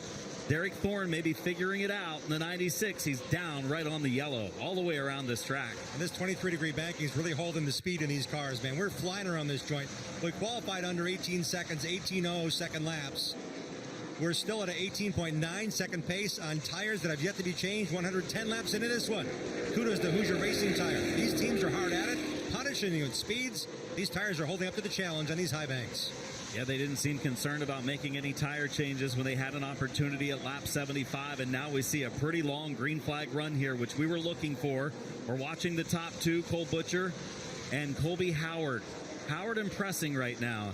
And you start to wonder in the back of your mind, well, Howard brings a good run out of here. He's almost got to go to Pensacola at 5 Flags, right? He's going to run all the Blizzard races. He's running the Southern Super Series. So I'm glad to see that 23-year-old South Carolina third-generation racer a bunch of times this year. We'll see him a lot in the Anthony Campy Racing. Racing. If it's good enough at the start of the season, he might just have to run them all, right? It happened before. Casey Roderick had a commitment. He got the Southern Super Series championship, right? You start strong, you finish strong. Colby Howard said earlier his car wasn't great in practice, but he was pretty excited about it in race trim, and it's good right now, closing the gap on Cole Butcher. Carson Brown, Ty Majeski, Spencer Davis having a nice run again in the 96. It's good to see Spencer Davis back in super late model competition. I remember seeing him as a young, aggressive driver coming his way through, got a chance to run the truck series. Bruce Cook has really taken a liking to Spencer as well. He's been in a lot of races as a crew member, a spotter, working with Bruce Cook, who gave him that chance to run the West race a month ago. Great to see how Spencer's adapted to this, and he's run 5 different divisions here at New Smyrna Speedway during World Series, up to 3 at a given time, so he loves anything he can get his hands on. Gavin Bichelle has made the move, 12th position. He is taken away from George Phillips, his teammate, 2 of the rookies on the tour this year. One of the longest races that Gavin Belchel has raced. Again, we mentioned Chili Bowl, we mentioned Micros. Belchel committed to the season. A grinding run here by two veterans of the ASA Stars. Nason nearly got Billy Van Meter turned around there off of turn number 4. All these drivers on the lead lap, but maybe not for long, is Nason and Van Meter, two of the drivers that have been at just about every Stars Tour event over the first 2 years. And they are racing hard right in front of the leaders. A scary moment and a lead change at the line. Colby Howard takes it away. Butcher being a little bit patient right now. He's nervous. He says, I don't want to be any part of this. Colby Howard says, I'm going for it. I like to be out front. Brown's going to try to come along with him, his teammate, in the number 2 spot. And Howard's going to be able to thread the needle and make his way through the traffic at the back of the field. And for the first time tonight, we're racing the back part of the field in this long green flag run. The 81 of Carson Brown thought he had a good run. The door was wide open on the inside, which is the speed of those cars now just going a lap down. Too great for the young 16-year-old, and now he's getting in big-time trouble. Racing with Cole Butcher, drops the left front wheel into the infield. I'm not sure he's aware that he got contact. He has dropped off the pace. We'll see if he tries to get back up to speed. He drops down to the bottom of the track. The 81 of Carson Brown. Could the left front have collapsed with that run through the infield at the head end of pit road? Wow. What a run for Carson Brown, one of the full-timers this year. And he is coming pit side. Got the contact. Maybe he checked up. Maybe the car dropped off the pace, creating the contact from Cole Butcher. But there's the leader, Colby Howard, out front. Meanwhile, I have to give an update. You know who's in the 6th spot right now? Is that the guy that got the phone call yesterday to come and race? Yeah, the teammate of this guy. Christopher Bell's up to 6th. Wow. Butcher right now in the 2nd position, and the field slows. Dawson Sutton has come to a stop, top of turn number 2, and there the crew works on the 81. Charlie, what's the problem? Still trying to figure that out, Adam. They are just doing some routine stuff towards the back here, but they do have, they're trying to get the hood open. Let's see if I can see exactly what they're working on. Right now, they're trying to get the car refired. They're spraying some ether. Could be, I'll tell you what, Jim, could be they were out of fuel. That's exactly what it is. They sprayed some ether into the carburetor, put some fuel in the back. It has roared back to life. Jim, you called it. Fuel issues. Dawson Sutton also to pit road. He was the reason for the caution. He stopped outside turn number 2 and continued. Sutton was also one of those half a dozen drivers and cars that did not pit under the sage brake either. There are a lot of cars that did not pit, and we were thinking, no way are they going to make it to 150 without yellow flags. I believe Cole Butcher may be slowing as well. Cars running out of fuel, Jim. The caution is out for Dawson Sutton's car, stopped in turn number 2. The number 81 of Carson Brown was coming. He was maybe out of gas when he got tapped in the back end by Butcher running 2nd. Guarantee that's what happened. I'm pretty sure, because he lost power and then he stayed low. It looks like the car's going to be okay, but this is a big turn of events, and they needed a yellow to come to the pits. And Butcher will need a push back to the pits. He was not able to coast around. The gamble has gone sideways for the first 6 cars. Among them, again, the cars that are still rolling that had not pitted to this point. Michael Hind, Spencer Davis. The other 4 have had issues in a very short time window here. Well, they know that lap 124 with quite a few yellow flag laps that do not count is too much. Cole Butcher coming to the pits. Back down to Charlie. Yeah, guys, this car had the engine running when it came in. It is not running right now. While they are here, they are going to put 4 tires on it. They are putting fuel in the car. And how about the guy throwing tires over here on the left side? Young man Keelan Harvick throwing tires down here for Dawson Sutton. We will try to get the update on Cole Butcher as well.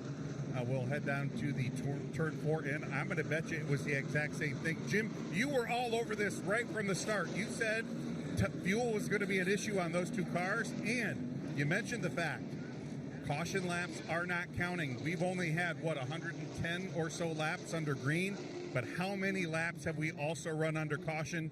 Hard to calculate your fuel mileage when you're not counting all the laps. As a matter of fact, we do see Cole Butcher running right by us here, so they have gotten that car refueled and back underway. But wow, lots of drama down here on pit road as the rest of the leaders come down pit road, and we're right here in the Ty Majeski pit box, so we're going to keep it right here and tell you exactly what's happening with the 91 car.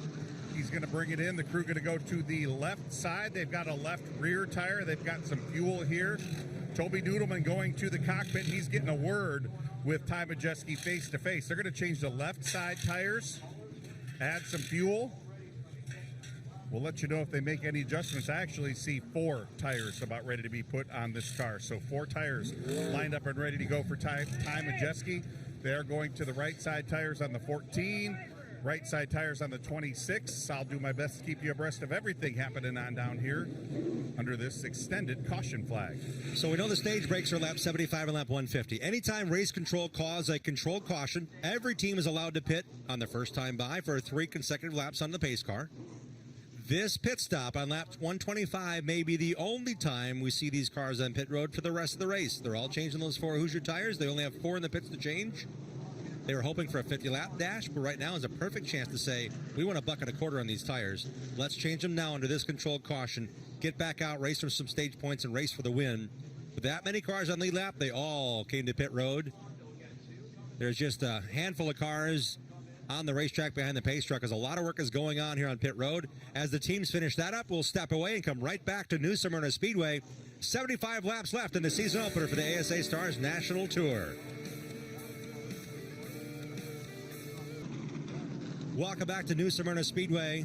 The complexion at the front has changed because some cars have elected not to come pit road, including William Sawalich, who will assume the restart lead on lap 125. Charlie Crowell, what you been able to find out in his pit? Yeah, Jim, I just grabbed a word with Willie Allen. He said we had to come down after that spin earlier because they cut the left rear tire down. So he's had his fresh tires.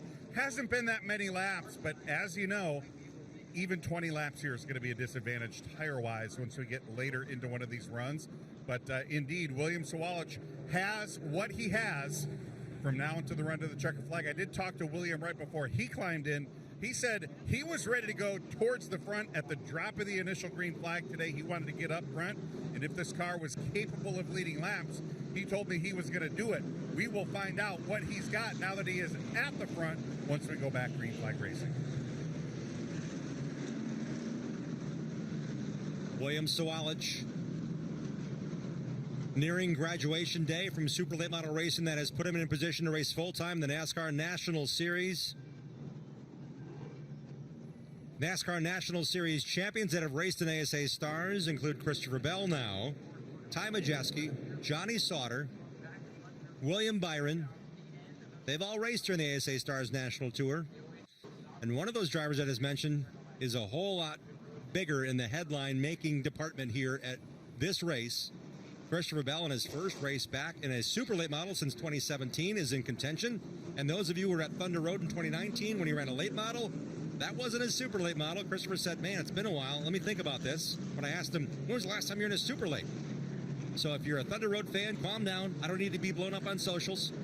He was in a late model at Thunder Road, but it's been a while since it's been a Kyle Busch Motorsports super late model. They ran and won with that Winchester in a 100-lapper and won the Rattler 250 in before moving on to full-time NASCAR Truck Series racing and claiming that championship in 2017.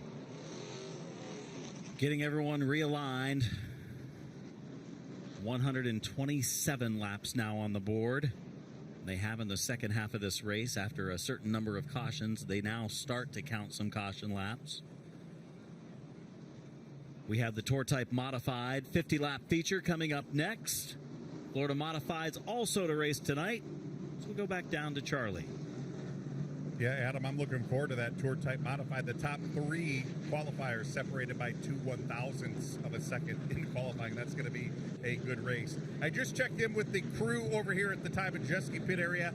No major changes on that 91 car. I did ask about the issues that Toby Dudelman told us about earlier, in particular the brake fans. I saw them reaching in under this latest pit stop and trying to adjust something inside the cockpit, but they said all of those issues have not been a problem, particularly during that latest long green flag run. They're hoping they are good to go to the finish.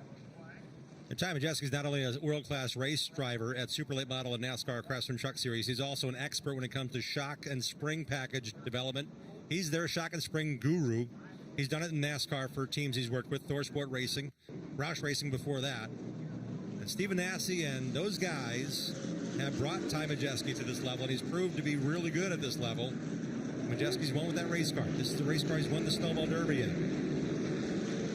Keep that in mind as they now choose the restart lines here. Majeski had that early speed, great speed, led from lap 10 to lap 50 in this one, the longest period of time that anyone's led.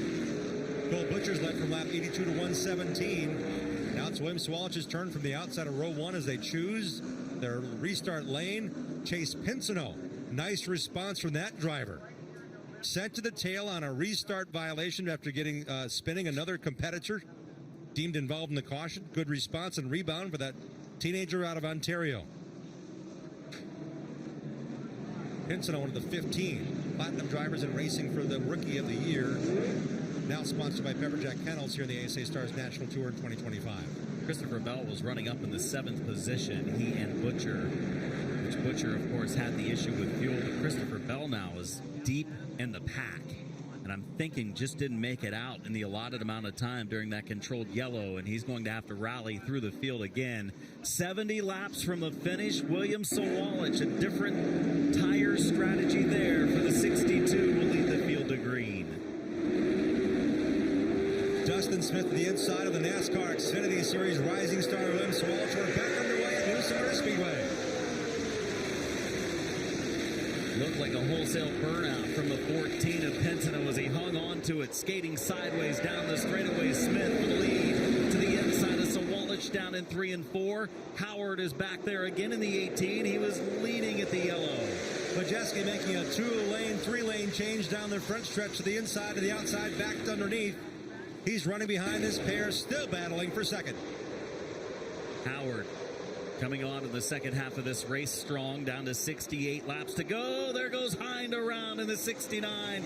Drivers 2 and 3 wide going around the outside to avoid. Somehow, some way, only Hind involved in a spin off the nose of Derek Thorne. Hind was running strong too. Up among our top 10. Gets it in the right direction and back up to speed. Car looks to be unscathed, but going to the back now, Michael Hind. So Sawalich has been able to hang on. Colby Howard had just taken second from Dustin Smith. Get him singled out, line him up, let him double up again. Michael Hind may be coming to pit road, but he may have something to say to Derek Thorne here. Rolling at a pretty good rate of speed here. Michael Hind, the 20-year-old out of Hernando, Florida. But to restart this race at the tail. No indication of any other cars involved or any other cars that will have to start at the back. Ooh, he's one up across the nose of Bubba Pollard here. Michael Hind is going back up to where Derek Thorne was, where he was running when the contact ensued. So what Hind is doing here is he's asking race control, can I get my spot back because this guy did me wrong. Took the left-hand turn. I don't think he's asking race control anything. He just turned left down into the right front of Derek Thorne. A little bit of drama between the 69 and the 96. So these cars are on the gas well before the center of the corner each and every lap here at New Smyrna Speedway, and they were in a big hurry to get through turns 3 and 4 together. Hind spinning off the nose of the 96 of Derek Thorne. So the 96 of Thorne. A little bit of contact on the 69 of Hind. Hind disappointed. Hind won't be able to restart where he is. He'll be sent to the back because he was the car that spun, regardless of the contact or not. As Charlie, a lot of drama building after the last restart. Yeah, I'll tell you what, Adam, we saw a very animated crew after that spin, and then we saw a very animated driver. What's Michael saying to you, Chris Cater, after that incident down off of turn 4?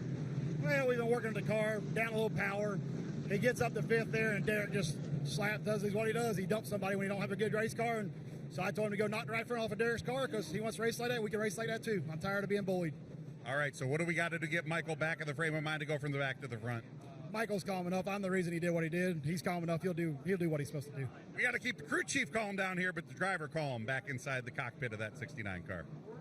Chris Cater is known for his intensity. He knows how to put a fast race car together, and Michael Hind and Cater have done a lot in the last 3 years since Hind is committed to full-time super late model racing and fitting in pro late model racing when it was used to be a pro late model run for Hind in some supers. It's been reversed since Chris Cater came on board. Here's a replay of the contact under yellow that took place. The abrupt left turn into the right front of Derek Thorne. That's a pretty big hit to the right front. Hind is racing for a Southern Super Series championship. Thorne is racing for a Stars championship. That was a big move there.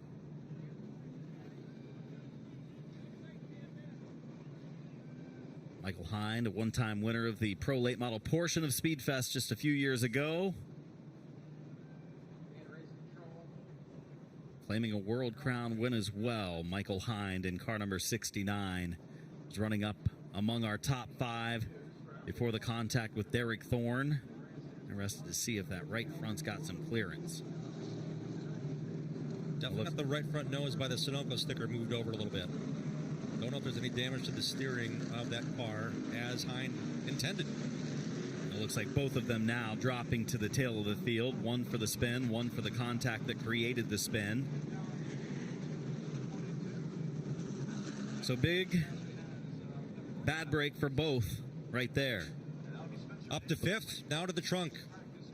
The other 96 in the frame here is Spencer Davis. The teams are told they cannot pull up to pit.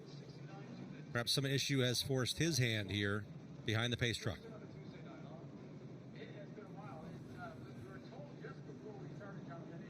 So Davis, just riding along there on the inside lane. The green light is on, but he has yet to turn down to pit road. I believe he might be trying to get the free pass. We haven't said that word a lot because everybody's been in the lead lap. Spencer Davis unofficially a lap down, getting the free pass. That's what he was progressing and moving toward. Not a regular at the ASA Stars Series. Went to the inside of all the other cars to get in that position, to get waved around to the tail of the field and get back one lap. And that means he's back on the lead lap in that number 96 Ben Kennedy racing car. Since he was dropping to the tail, sent to the tail, Derek Thorne crew working on it, taking a chance to make this happen on pit road. If he wasn't sent to the back, I'm sure they would have stayed out. Josh Reeves, and part of the Highland Motorsports that's been so successful in the car's Pro Late Model Stock Tour. Back-to-back championships committing here to the ASA Stars with Derek Thorne calling the shots on that pit stop. Quickly down and away.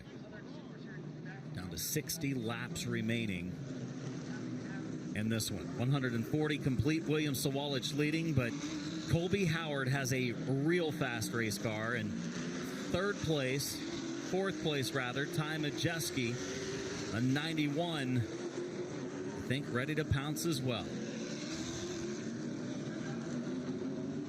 Colby Howard has had a really good race car, proving that he is at this level. He went right through into NASCAR in a very quick way.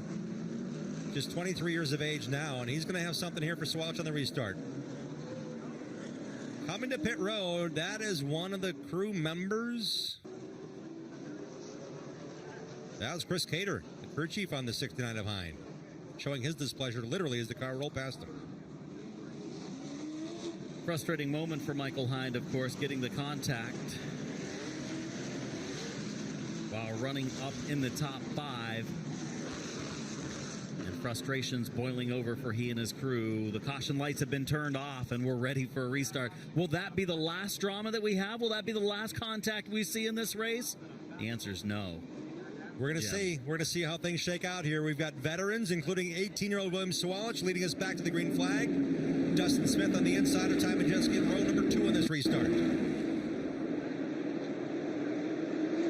Rolling up to a steady pace. Control car Sawalich brings us back to green at New Smyrna Speedway on lap 142. Not a good restart there for Colby Howard. He now gets up to speed. Sawalich leads the way, watching them 2 by 2 race off of the corner. Now the opening on the outside lane. Howard's going to push the 62 through turn 4 for a moment, but here's the 91 of Majeski to the outside lane. Lead pass late in the going using the high lane. Ty Majeski out front again. That Ken Sports of Appleton and Green Bay Ford has been flying on the outside as if he's on one of those fast jet skis they sell in that motorsports store. Gavin Bichelle liked what he saw from the 91 up in that second groove. He's going to put his number 24 up there and look for third, but for him, he might get boxed in. Oh, some contact middle of the backstretch. Colby Howard up the track a little bit. He wants to take second from Sawalich. Great recovery by Bichelle. I think he pinged off of Howard and the wall coming up for turn 2. That black and orange number 24. Bubba Pollard, who we expected to be strong after his win here last year, mired right now in the 6th position, trying to still work his way to the front, just out of the screen there. Gavin Bichelle running in the 24 car in the 4th spot. Dustin Smith hung on to a top 5 for quite a while here on this recent restart, having a nice run for the 33, and Pollard then in 6. And there is Smith dropping back on the inside. Corey Hall in the 83 making a run to the high lane. Austin Nason's back inside the top 10, Jim. How about Austin Nason right now? With tough go earlier, had to start at the back, couldn't qualify, had some problems. We saw him involved in a spin. All of a sudden, he's a top 10 competitor. That Ford Fusion body, the black coloring is hiding some of the damage he suffered through early in this race and just has forgotten about and said, we got to go forward, guys. Crazy racing right now. Some comers and goers in the last 60 laps of this one. We're down to about 50 to go. It was a slow start over the first 100 laps, but the last 50 or 60 laps have gone by pretty quickly. Bichelle, 4th position, 3rd place up for grabs. Sawalich on older tires. Is it time for Bichelle to make a move? Is Sawalich losing grip literally on the racetrack? Wasn't a lot older tires. Report from the pit said another 20 laps on his tires than the competition, but he is losing some ground. Sawalich still in the top 5. Moved Gavin Bichelle up to the 3rd spot. We've reached the end of stage 2. And Ty Majeski has scored the stage 2 $1,000 bonus and the 10 points that go with it. Colby Howard 2nd, Gavin Bichelle 3rd. William Sawalich, Bubba Pollard picking up 5 points for finishing 5th as we roll through the end of stage number 2 with Ty Majeski somehow, someway willing his way forward. Swalich's car a bit off, and Majeski pounced and leads us back to the end of stage 2. Again, this is the end of stage 2. There'll be a controlled caution, but the teams are not required to pit under this caution, but we'll get 3 laps for the teams to choose once the pit's open. So we're going to step away and come right back to New Smyrna Speedway to run the last 50 laps of the finish here of a barn burner at ASA Stars Racing. Welcome back to New Smyrna Speedway. Somebody I think we're going to see racing in the World Series here very, very soon. Keelan Harvick. Saw you slinging tires down here for William Sawalich and Dawson Sutton. What changes are you recommending that they make to these race cars? They both did a really good job of saving their tires, so I just think they just need to go hard from now on, but they did a really good job. All right, so we talked a little bit earlier about when you're going to start racing some pro late model stuff. You said in March. What are your late model plans throughout the rest of the year? I think we're going to run like 15 to 20 more this year. Cars Tour West. That's all for this year. All right, we're going to see Keelan Harvick quite a bit right here on Flow, Cars Tour and Cars Tour West throughout the rest of the year. We saw him win a Legends race at Hickory Motor Speedway. It was a national qualifier in the INX Series. It was during the Tar Heel 250 race weekend that we saw, and we're going back there on a Thursday night in May. So if you're coming down to Charlotte for the World 600, we got some racing for you here in the ASA Stars National Tour. Thursday night, we're racing at Hickory Motor Speedway, and then we traverse over to Newton into Tennessee for a big weekend, a doubleheader on Memorial Day weekend. Yeah, Hickory on Thursday, May 22nd, and Newport Speedway on Saturday, May 24th, a doubleheader weekend for the ASA Stars National Tour. Of course, the next event comes up in March 23rd, Five Flags Speedway for the ASA Stars National Tour, a Sunday afternoon race, but there are 2 days of racing leading up to that. Friday night, March 21st, Five Flags Speedway with a season opener, 4 divisions, and then ARCA East comes in. ARCA Menard Series East coming in on Saturday, along with the Boers Compact Touring Series. NASCAR's top development series, the ARCA Menard Series East, where William Sawalich has won the last 2 championships. He's moving up. A lot of chances to see some young and upcoming talent that have a NASCAR affiliation already. Several of the teams and drivers we're watching tonight hope to be in a position like Ty Majeski, earning their way into a NASCAR Craftsman Truck Series ride and winning a championship last year with Thor Sport Racing. Colby Howard has had a turn in the NASCAR Truck Series as well. He's looking forward to getting back there, but loves the opportunity to race here. Spencer Davis, Wheeling Modifieds. He's got a big background in a lot of different kinds of cars. He wants to race more here, and he will get a chance at Ben Kennedy's super late model this year. A lot of great things when it comes to top-level competition on America's premier short tracks with America's premier super late model drivers. Watching on FloRacing tonight, we have 2 more features after this one. 50-lapper for the Tour Type Modifieds, 50-lapper for the Florida Modifieds. Still yet to go this evening at the conclusion of this ASA Stars National Tour Super Late Model event. Time to double it up. Choose your lane. Majeski goes high. Howard goes low. Boschel chose outside as well. He could have gone inside or outside of row number 2. He took the top side. Boschel again committing to the full ASA Stars National Tour. Turns 17 years of age tomorrow. He's had a lot of racing in his lifetime, but this may be one of the longest races he's ever been in.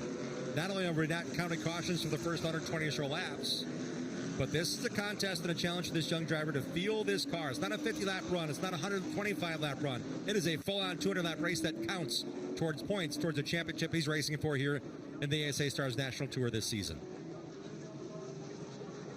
Did a great job last year. Couple of podium finishes in the ASA Stars in place of Cole Butcher for this Donnie Wilson Racing team, and has earned every opportunity to race with them now in this series this year. A lot of talent in this field. I think you could almost shuffle the deck and take about 5 cars out of the middle of the pack, and they might be able to hold off the field behind them if you put them out front. That's how even this field is. But Ty Majeski's been a little bit better. Boschel's been a little bit better. Howard's had a strong run tonight in the 18, and don't count out Bubba Pollard yet. Outside of row number 3 for the restart, down to the final 47. 17th and 18th, Cole Butcher and Christopher Bell in this restart. We move forward and look at the point, and Majeski will take the lead back into turn number 1. Great restart for Ty Majeski out front again. Howard will pull up in line in second spot. Boschel in third. Sawalich in line in fourth. Behind them, the battles throughout the field, side by side for George Phillips and Bubba Pollard. Pollard will clear Phillips. Now Phillips, some contact with Corey Hall. Both of them slide up the track down in 1 and 2 and continue on. Corey Hall, well acclimated now in super late models. This has been a study and a learning curve for him to adapt. It started Friday night in the super late models during the World Series of Asphalt Stock Car Racing.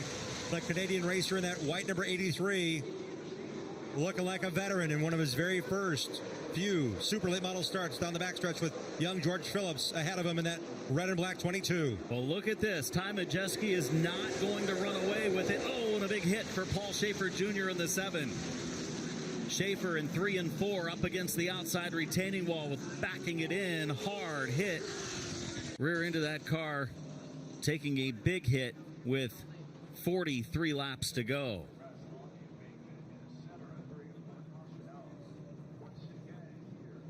Rolling under yellow after a hard hit down in 3 and 4. Ty Majeski was just about to be challenged by Colby Howard.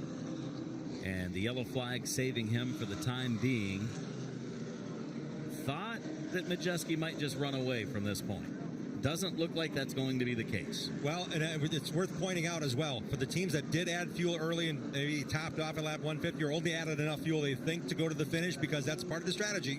You don't have to fill the gas tank, but you also have to factor in if we do go to one of those 3 overtimes, if we do have longer periods of caution, if we do now count laps under caution, that'll tick down the green flag run. So you better have a good launch car. You want to have a lighter race car for that, which means less fuel in the car. Race control is telling us now this is a controlled caution situation, so we'll have at least 3 laps of caution to allow the cars to come to pit road if they elect to come to pit road. Dustin Smith was on the front row on one of our, or second row on one of our restarts here. His car now slowing. Get back in line. And Paulie Schaefer Jr. bringing out the caution with a hard impact, backing in the turn 3 wall. Lap 157. It's crazy because we went back to green on lap 155. We go 2 laps into this, and everybody's at full song going, I got to get what I can get. And there's Paulie, thankfully, outside the car looking at things over in that black fire suit. Schaefer had a decent effort this weekend. but it comes to an early end. The big hit down at 3 and 4. Grundy Talented County racer. Grundy County Speedway track champion, winner of the Wayne Carter Classic. Won at Wisconsin International Raceway in a 250-lap race that paid 10 grand to win on older tires. That was an amazing run for him, holding off several NASCAR drivers among the field in ASA Midwest Tour competition. Look for the white number 7 and what happened and what put him in the fence. That's a touch from the 33 of Dustin Smith that sent him. Big hit. Smith was racing on the outside lane. 2 cars carrying a lot of speed into the corner and just got into the back of Schaefer. Just that second lap under green, just hauling it into turn number 3, and Smith went into 3 deep and got into the back of Schaefer. Down to the final 40 laps.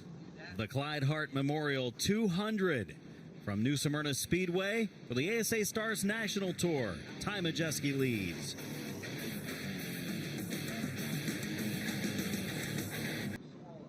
Welcome back to New Smyrna Speedway, and Polly Schaefer looking at Dustin Smith and showing a gesture a la Kurt Busch at the Brickyard to Jimmy Spencer. Not happy. Schaefer and his dad put a lot of money and time and effort into that race car, and it's going to need a whole lot of work. That rear end is completely stuffed to the firewall in the back. Drivers choosing again. We're down to 38 laps from the finish. They'll get a 1 to go the next time they cross. Some pretty good race cars deep in our field. Well, that's what happens when you have a full field of 30-plus cars, and all of them are pretty good race cars, and that's what we've seen tonight. Very little lap traffic. First half of the race, seeing quite a few yellows. It settled down somewhat. We've seen some longer runs since lap 100. 22 cars still on the lead lap. We talked about Steven Nassian, where he's been running. He finished 10th at the end of stage 2. He remains 10th. Christopher Bell up to 14th. We talked about his run. He was up to 6th at one point, made a pit stop with others, but it's just so hard to get track position here, and these shorter runs aren't helping Bell's return to super late model racing either. It's had a good run. Good piece. He's going to say, man, the car was fast, but you've got to be in contention, and I think that's going to ramp up from here out. These restarts are going to mean more and more and get magnified in the intensity as we close to the finish of this Clyde Hart Memorial 200. Colby Howard was starting to challenge for the lead right before the yellow for Schaefer in turn 3. Will it continue when we restart this time? 37 to go. Coming back to the green flag at New Smyrna Speedway, and Majeski, the control car on the outside, brings the full field down the front stretch, and back to the lead goes Majeski. Now Bichelle to make the outside lane work for the number 2 spot. A little wiggle for Sawalich in 4th, but the battle for second continues right behind Majeski. Majeski's car seems sort of sluggish in the middle of the corners right now. Is he having a hard time rotating, or is he not using it all up quite yet? Could there be brake issues? We heard that earlier about the fans on the brakes for Ty Majeski, but right now he leads the way with some fast cars challenging right behind him. Here comes Bushell in that Toyota for Donnie Wilson Racing. To his inside, the 18 of Colby Howard. They've been in the picture all night long in the top 5. 3-car battle and a breakaway for the lead in the Clyde Hart Memorial 200. Majeski pinching and holding the bottom, but it pushes up in 4, takes it all the way to the wall and opens the door. Here comes Howard for the top spot. Majeski's been gold on the top side. We'll see if it can pay off in spades to the backstretch. Majeski has the lead for now, but Howard is certainly determined to the inside. Good action in the late going. 32 laps to go. Majeski again up the track a little bit. Howard, Bichelle, second and third. 2 of the young drivers, especially Bichelle, 16 years of age, having a great run in the 24, running third. Right to the back bumper of the Ford of Majeski comes Colby Howard Chevrolet. Howard again looks inside. Early in the race, Majeski was checked out by 10 car lengths at this point on a restart. Not the case now. The action is fast. The action is furious right now. Up front for the lead. Nose to tail for first, second, and third. Majeski leading the way. 30 to go. At New Smyrna, Howard to the bottom. Majeski's making that outside work, but how much is that work in the right side tires on Majeski's car? Howard able to stab and steer to the bottom of turn number 3. The fans are on their feet. Howard up to task. Up the champ. Ty Majeski. Sideways and contact made. Majeski goes around.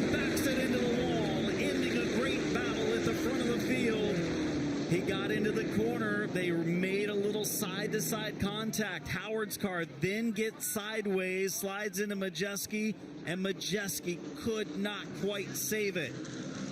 Heated battle with 28 laps to go, and Majeski damage to the rear end of the race car. Not what we wanted to see in a good battle up front, and they were giving and taking a little bit, but then they rubbed side to side, and when they did, the 18 car got sideways, slid into the 91, and he could not save it. Intensity. Heated action on the racetrack and off. Majeski is able to roll to pit road, but here it is, the race for the lead and potentially the victory into turn number 1. Howard racing into turn 1. Got to Majeski's door and could just not stay off it. Rolled up the racetrack, they make contact to Majeski from the lead to the fence and done. He goes into the corner, gets on the brakes, and it just came around on him. He had to chase it up the track, and when he did, Majeski was there and backs it into the wall. My guess is Howard wanted to tap the right side of Majeski to hold him up there just for a split second, but could not get off him. And that move proves costly for Majeski.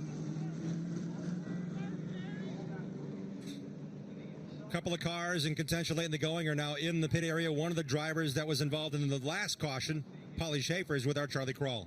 Yeah, Jim, we're standing by with a highly damaged number 7 car. The driver, Paulie Schaefer Jr., you look like you're all right, but I know you're pretty steamed. What's your perspective of what happened out there? Yeah, I mean, I got turned for no reason. And, the 33 bonsais it off in there. Hits me. We're too wide already. I mean, what do you got to gain? We're racing for 18th. I mean, come on. It's a $130,000 race car destroyed. For what? 18? Come on. It doesn't pay any more money. It's just stupid. It's stupid. And it's unbelievable. I don't understand why a guy would do that. These cars are expensive. It's stupid. It's just plain dumb. When we're side by side like that on a restart, we all have good tires. Just don't breathe. So we'll see what happens. Like I say, we'll be back racing eventually. It sucks when you run like shit. Nobody. This car too. Sorry about my language. My bad. That's all right, Paulie Jr. A little animated there. We had a little signal breakup, so I think I might have self-censored some of that audio, guys. But in any case, highly damaged race car down here. I can understand the frustration after a long night for the driver, the number 7. 18, Colby Howard slowing on the front stretch. Race control has called him involved with the incident. Colby Howard to the trunk. Nothing intentional there again, just drove into the corner hard, chased the car up the track when the car started to come around on him. And Majeski was there. So now Gavin Bushell becomes the leader. William Sawalich is second. How about George Phillips outside of row number 2 into the 3rd spot? And a driver who had to go to the back earlier because of a spin, Corey Hall, into 4th inside of row number 2. Gavin Bushell's races last year with Donnie Wilson Racing, 3rd at Owasso, 3rd at the Glass City 200 Toledo, and 7th in the Winchester 400. Talk about a grind and survival. Let's check in with Charlie quickly. Yeah, guys, I know we're getting ready to go back green. Ty, what happened out there? Yeah, we just missed a stagger on that last run, so kind of our own fault to be slow enough to be running with Colby Howard. So yeah, it's a bummer.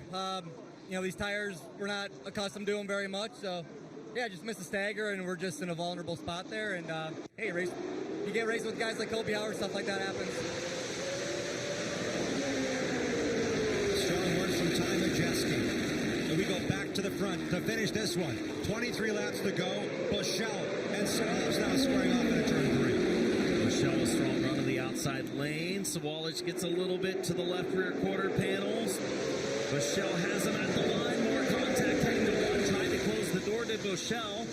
Sawalich was still there, and here comes Bushell's teammate, George Phillips, to the outside. Second place now up for grabs. That's an impressive car. Impressive car for Phillips. That's the car that Gio Ruggiero raced full-time in the Star Series the last couple of years before graduating to the NASCAR Craftsman Truck Series.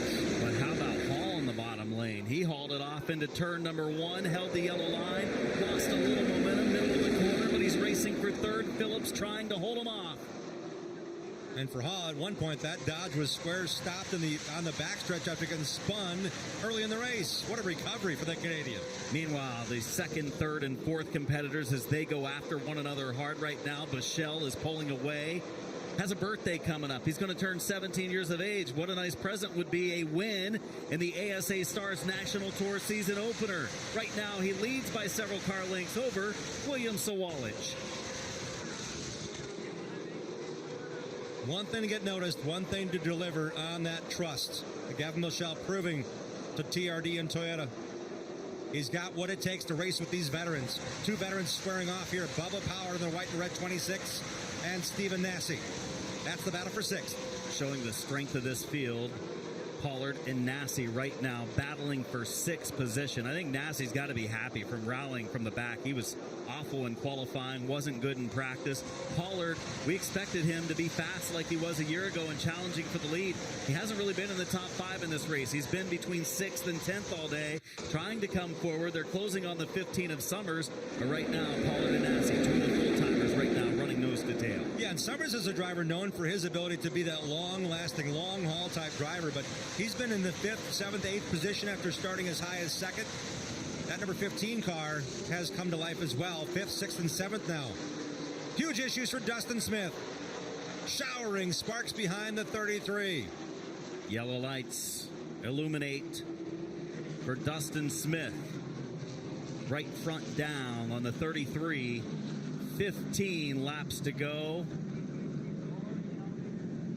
Gavin Bichelle leads the way. Dustin Smith is the driver that got involved with Paulie Schaefer in turn number 3. The right front contact of Smith's car set Schaefer's car up. Perhaps there was something residual, whether it be body or tire, that came from that incident. Well, there's more than that. That tire is still inflated. That is not good. The entire right front suspension breaking away on Smith's car. The fact it's even staying in the wheel compartment at this point, a surprise for Dustin Smith as his race will come to an end about 15 laps short of the finish. Had himself up in the top 5 at one point, middle to the latter stages of this race. Crew telling him to hold tight. The right front's not going to help you much here. Brake lines and a lower control arm, I'm guessing, are the only things that are kind of holding that Hoosier tire on the wheel in the fender well.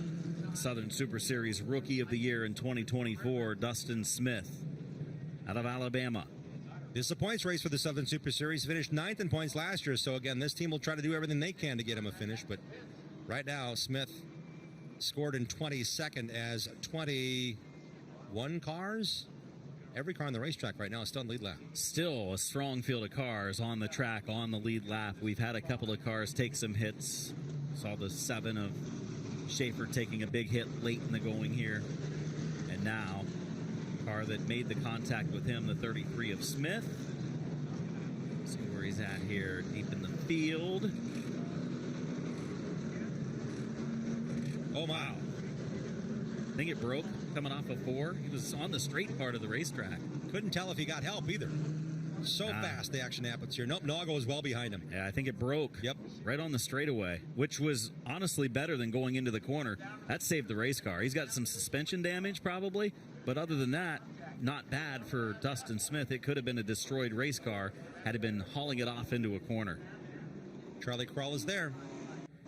Yeah, guys, standing by with an obviously visibly frustrated Dustin Smith versus what happened in this incident. Yeah, this car got really tight. That's what we've been fault all day, all night long. So I don't know. It's been rough out there all day. So hopefully get this thing fixed and be back at Pensacola. Got to ask you about the incident with the 7. He was pretty animated and frustrated. What was your take on what happened out there with Paulie Schaefer? I couldn't hear everything you said. Got to ask you what happened about the driver with the 7. I ran out of brakes. You know, we use a lot of brakes here, and I hit the brakes and it went straight to the floor. So I mean, sorry to him. I hate it took him out, but I mean, I really couldn't do nothing. I had no brakes. So. Long night for Dustin Smith, and these guys got a lot of work to do to get this thing back ready to go for Pensacola.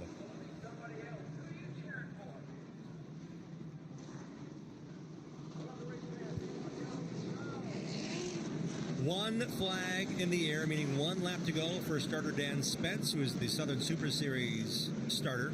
He'll do some ASA Stars racing this year. You might see him in the pace car at Mobile. Might see him in race control in Montgomery. He is loaded with a schedule of officiating at racetracks. Great to see Dan Spence back in the flag stand at the ASA Stars race. Longtime official, dedicated at the tender age of 70-something. Bring us back to the green flag.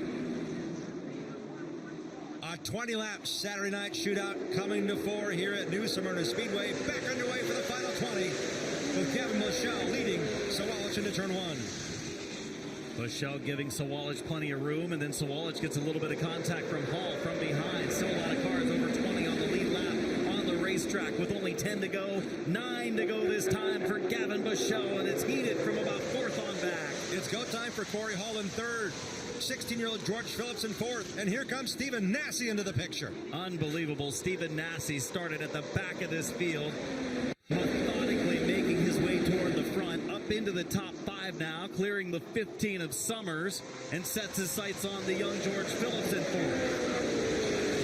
The superstars of short track racing shining in the final moments here at New Smyrna Speedway. Nasse to the inside and past the number 15 of Gabe Summers. Chasing down the young phenom, George Phillips racing for a championship this year for Donnie Wilson Racing in the 22. 20 car of Christopher Bell all of a sudden has rallied again. Remember, he was way far back in the field. I think he didn't get back out on one of the pit stops in time, and he lost all those positions. He's all of a sudden competing up again close to the top 5. That Mobile 1, number 20, Toyota Camry that he got a call yesterday afternoon to drive. And he said, yep, I'll do that. And here he is, the NASCAR Cup Series star, put down a show at New Smyrna. Teammate Cole Butcher running out of fuel earlier and lost some laps on the racetrack. That's why Butcher is in 13th right now, but he's actually on the lead lap again. Christopher Bell has moved up into the 6th position as he follows Nasse. Here's a battle between Kraus and Nason, a couple of Midwest Tour competitors over the years. Both have committed to the full schedule in 2025 and the Platinum program presented by Rackley Roofing here in the ASA Stars National Tour. Kraus now gaining the advantage. Here comes Spencer Davis back to life in the other 96, the black and blue 96 for Ben Kennedy Racing. Good action right here between Kraus, who has 10th position, Davis, who has 11th. He was up among the top 5 earlier in the race. And Nason, who looks for an opening. 3 to go for this young man, Gavin Bushell in the lead. The first 9 are on the same straightaway. That was our best side-by-side battle as we go attention to forward to Gavin Bushell. Closing in on 2 laps to go. Final 2 laps for Gavin Bushell. Has driven a little bit of everything in his young career. Has hundreds of wins, thousands of starts. He has championships. Most of them came in younger years with quarter midgets and go-karts and micros and midgets. He's running full-bodied stock cars now, and he's got 1 lap left. Gavin Bushell looking for his breakthrough super late model win at the Clyde Hart 200. Sawalich not close enough. Down the backstretch comes G Money. Gavin Bushell racing into turn 3 for the final time. Off of turn 4. The winner of New Smyrna Speedway in ASA Stars National Competition, 16-year-old Gavin Bushell gets it done on a Saturday night.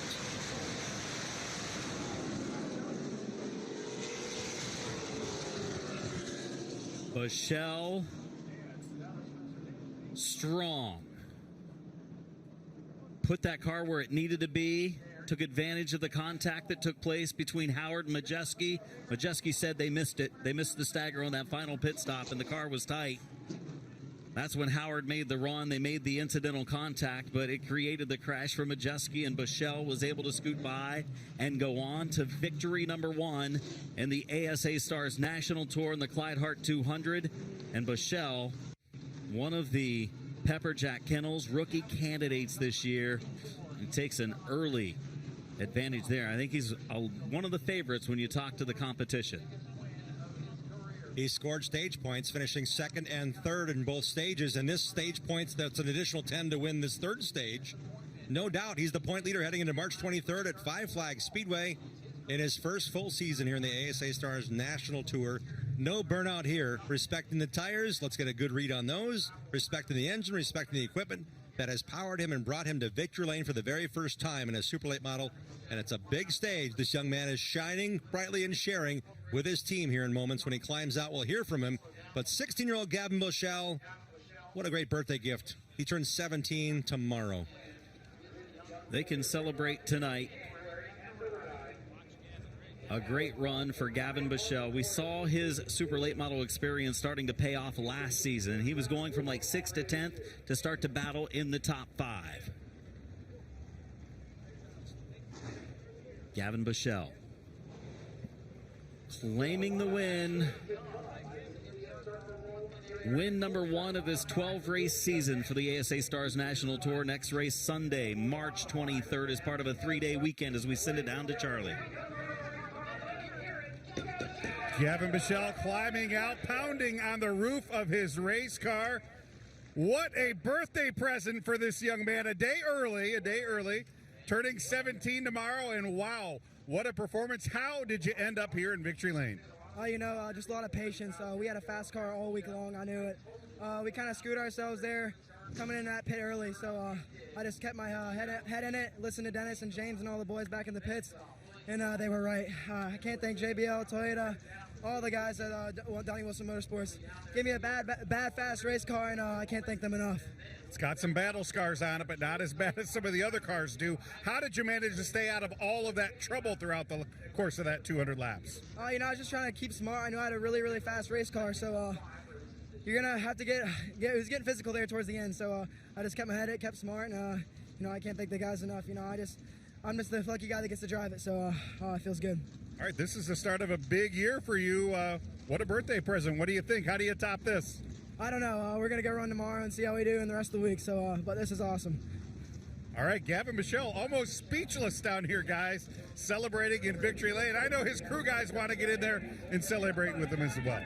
More racing, more confidence. Donnie Wilson there with a big old bear hug. Gavin's dad in the middle of all that, and for good reason. That kid put on a show and proved why he's gotten the looks and gotten the commitment to race with quality teams like Donnie Wilson under the Toyota banner.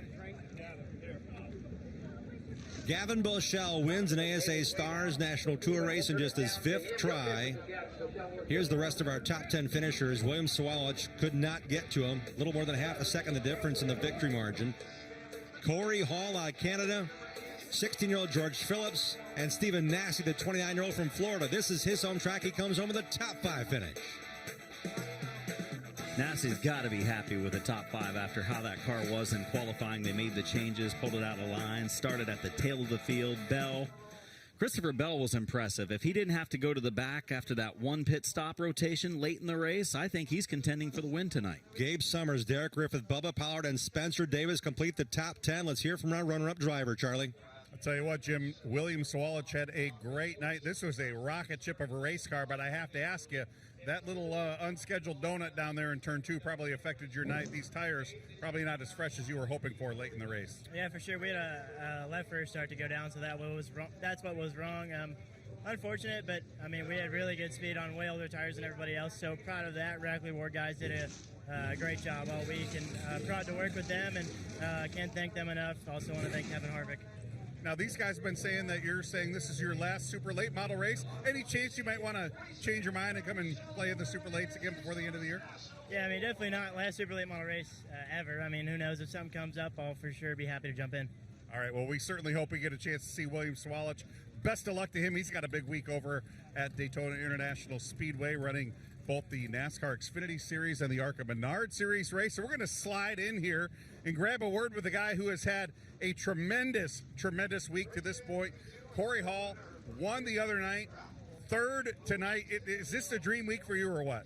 Yeah, it is. I mean, we kind of tried to give it away multiple times, myself included. So, I apologize 62 on the contact there that sent him around and kind of put us in a hole. And then we got tagged and we ended up scuffing the tires, so we had to pit to put tires on it, and it ended up working out to where we were able to drive up through the field. We just didn't get to adjust on it. So huge thanks to all the guys, all of our great sponsors. There's too many to the list, but they all got us here from all the way from Canada. So it's a big trip for us. It's big to be on this stage. Huge thanks to ASA and the Stars National Tour for being welcoming to us in this endeavor, and hopefully we can keep rolling along and keep raising interest in what we're trying to do here. Between us with Corey Hall Racing and King Competition, there's a lot of good things to come. What's the weather like back at home tonight?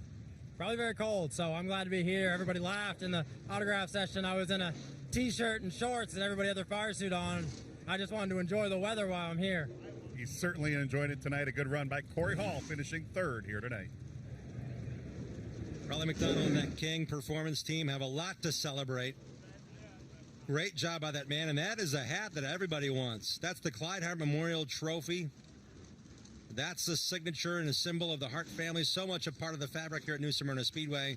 It's the 26th running of the Clyde Hart Memorial, and that hat means a whole lot to the family, and it will mean a whole lot to Gavin Bushell as a permanent memory and reminder of the success he had here at New Smyrna Speedway under the lights. It's a big win. He drove like a veteran tonight, avoided the issues, and just put himself in the right place and was really fast. Gavin Bushell gets it done here at New Smyrna Speedway. We're going to step away one last time on our coverage here of the ASA Stars National Tour season opener from New Smyrna.